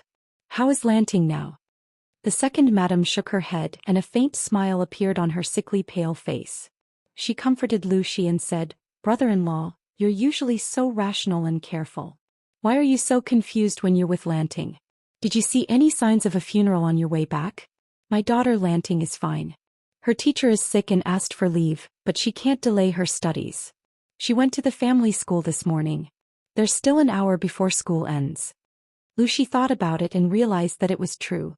The Lu residence was a little desolate, but there were no white banners. He was too worried and didn't notice it. Otherwise, with Lanting's status, if she passed away, wouldn't the entire Lu residence be in tears? I was too careless. Lu Xi's furrowed brows finally relaxed. He seemed to have let go of a huge burden and a smile finally appeared on his face. The second lady said worriedly, but Lanting was really in danger this time. When she comes back from school, you have to teach her a lesson. A gentleman doesn't stand under a collapsing wall. Although she's smart and courageous, if she's not careful, she'll be doomed eternally. How can my sister feel at ease when she's in the afterlife? Lu Xi hurriedly asked, and the second lady told him what Jiang Pingji had told her. The more he listened, the brighter his eyes became. When Lanting comes back, I'll talk to her. Lu Xi's words carried an obvious smile. Even the corners of his lips, which had been pursed all year round, lifted a few degrees, making his entire face look lively. If one were to say that he was as rigid as a wax statue before, then he was now filled with life and became lively and bright. The second lady watched the changes in Lu Xi and clenched her fists under her sleeves to suppress the stinging pain in her chest. She looked at him from head to toe and smiled. Brother-in-law, you've been traveling all the way and you're covered in dust. Are you going to see Lanting like this? Lu Xi's most anxious thing had been put down, so he had the time to take care of himself. The second lady could not help but cover her lips with an embroidered handkerchief to tease him. Since Lanting hasn't returned, go and freshen up. Don't embarrass yourself in front of her. Lanting has often heard of how her father was when he was young. When he went out, all the noble ladies would throw fruits at him. If he sees you like this when he comes back. Dreams were plentiful, but reality was harsh. Lu Xi had never been able to resist his sister-in-law's sharp tongue. He could not help but smile bitterly. You're already this sick. Why don't you take good care of yourself? How can you still have the energy to make brother-in-law happy? Take good care of yourself. I'll go back to the main residence to freshen up. I don't want Lanting to be disappointed. The second lady watched Lu Xi's back until even the corner of his clothes could not be seen. Then she slowly loosened her clenched fists.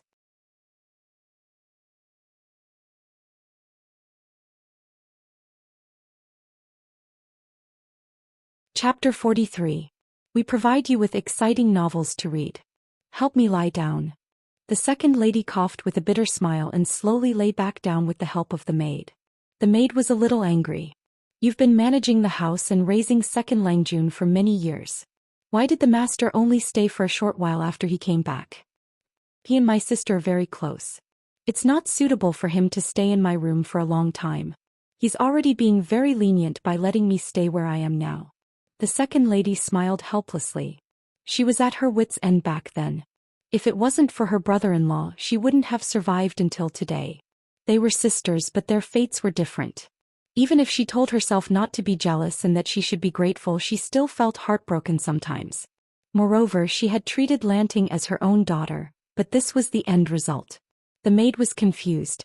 She had just bought into the manor a few years ago, so she didn't know much about the grudges of the previous generation. The inner courtyard of the west side should have received news of the master's return by now, right? The second madam's illness was rather serious. Although she had reignited her hope of survival, her weakened body still needed time to recover. The maid thought about it and said, they should already know. Madam, do you think the master will go to Aunt Dai's room tonight? It would be a slap in the face to sleep with the concubine on his first night back. Lu Xi didn't seem like someone who would do such an unreliable thing, but who knew if he would lose control of himself. Moreover, the second lady was seriously ill and couldn't even sleep with him. The second lady didn't think about the maid's worries. She just didn't like the maid's overstepping her authority. The second lady glared at the maid.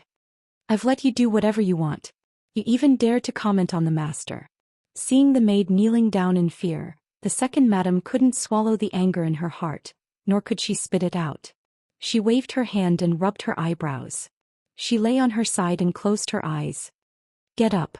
Go kneel outside and think about what you said. The master isn't as merciful as me. If he finds out that you've done something wrong, he'll be sold out of the manor. She returned to the main courtyard to wash up and change into clean clothes. He drank some medicine to dispel the cold and reduce the fever. Only then did his feet feel like they were on solid ground. He had been sitting restlessly in the main hall for a long time. He hadn't read a single word of the bamboo slip in his hand. As the sky darkened, he looked at the door more and more frequently. Where was his usual calm and composed demeanor? Only when he was young and frivolous would he be so agitated. After a long time, so long that Xi wondered if his daughter had been infected by her mother's bad habits and could not remember the way back. When he looked at the door for the 33rd time, someone finally reported, "Master, Second Langjun is waiting outside. Quickly call Lanting in." Xi's breath stagnated. He looked at the bamboo slip in his hand and felt a little uncomfortable. He put it aside and hid it. He was afraid that his daughter would misunderstand and think that he was going to test her when he just came back. That was what Jiang Pingji saw as soon as she entered the room. A strange man was sitting upright at the head of the table. He was wearing a white robe with dark cloud patterns on his sleeves. A loose black cloak was draped over his shoulders. His fair and slender hands were exposed outside the sleeves, and they hung naturally on his knees. His eyes lit up when he saw her come in. His long hair was still damp and his clothes were very clean, which meant that he had washed up not long after he came back. When he saw her, the muscles on his face were a little unnatural. His hands subconsciously moved, showing that he was nervous and uneasy. Jiang Pingji approached and bowed to him. She looked at Xi from head to toe. Although the clothes on her father were not shabby, there were obvious wear marks on the collar and cuffs. Some parts even had hair on them. The material seemed to have become fashionable a few years ago, and the size did not fit his current body shape. According to her understanding of the family's finances, it was obviously impossible for someone at the top of the pyramid to wear such clothes. The most likely reason was that the clothes had a special meaning to him. Even though it was so old, he still refused to throw it away. His fingernails were very clean and the color was healthy.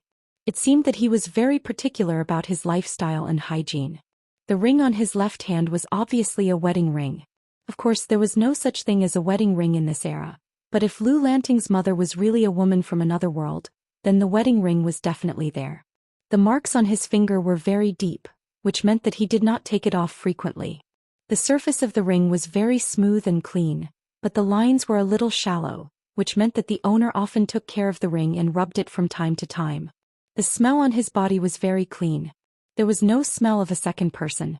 His recent private life must have been very clean. His sitting posture was standard, but his muscles were a little stiff. His cheeks were a little unnatural and his breathing rate was abnormal. Is he not feeling well? Is he sick? Jiang Pingji narrowed her eyes. She had no intention of speaking first. Xi did not know what to say either. After a long silence, Xi suddenly said, "Lanting, come sit next to me. I didn't expect you to be so big after not seeing me for so many years." He was deliberately trying to find a topic. His voice was too stiff. Jiang Pingji secretly raised her eyebrows. This cheap father of hers was really nervous. She didn't pay attention to the live-streaming comments. She stood up, walked 3 steps away from Xi and sat down again. Xi looked like he wanted to say something, but he did not know where to start. Jiang Pingji could not continue to ignore him. Father has just returned from his post and is tired from the long journey. He is showing signs of fever. Have you asked the doctor to take a look? Xi nodded. Because of the heat, his lips were very dry and there were even some cracks on them. He stared straight at Jiang Pingji's face. His eyes couldn't get enough of her. His lips moved but he couldn't force out a word. In the end he couldn't help but raise his hand to stroke her hair. He said slowly, "I've asked the doctor to prescribe medicine. I drank it just now. I'm fine." At this time the love-struck fans on the screen were collectively screaming. The overwhelming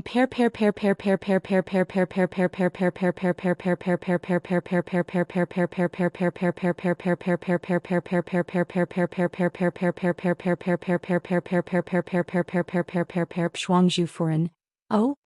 Do you still need a stepmother? Someone who went to college and can do laundry, cook and play games? Cafeteria Daffin Auntie. This is a desperate world.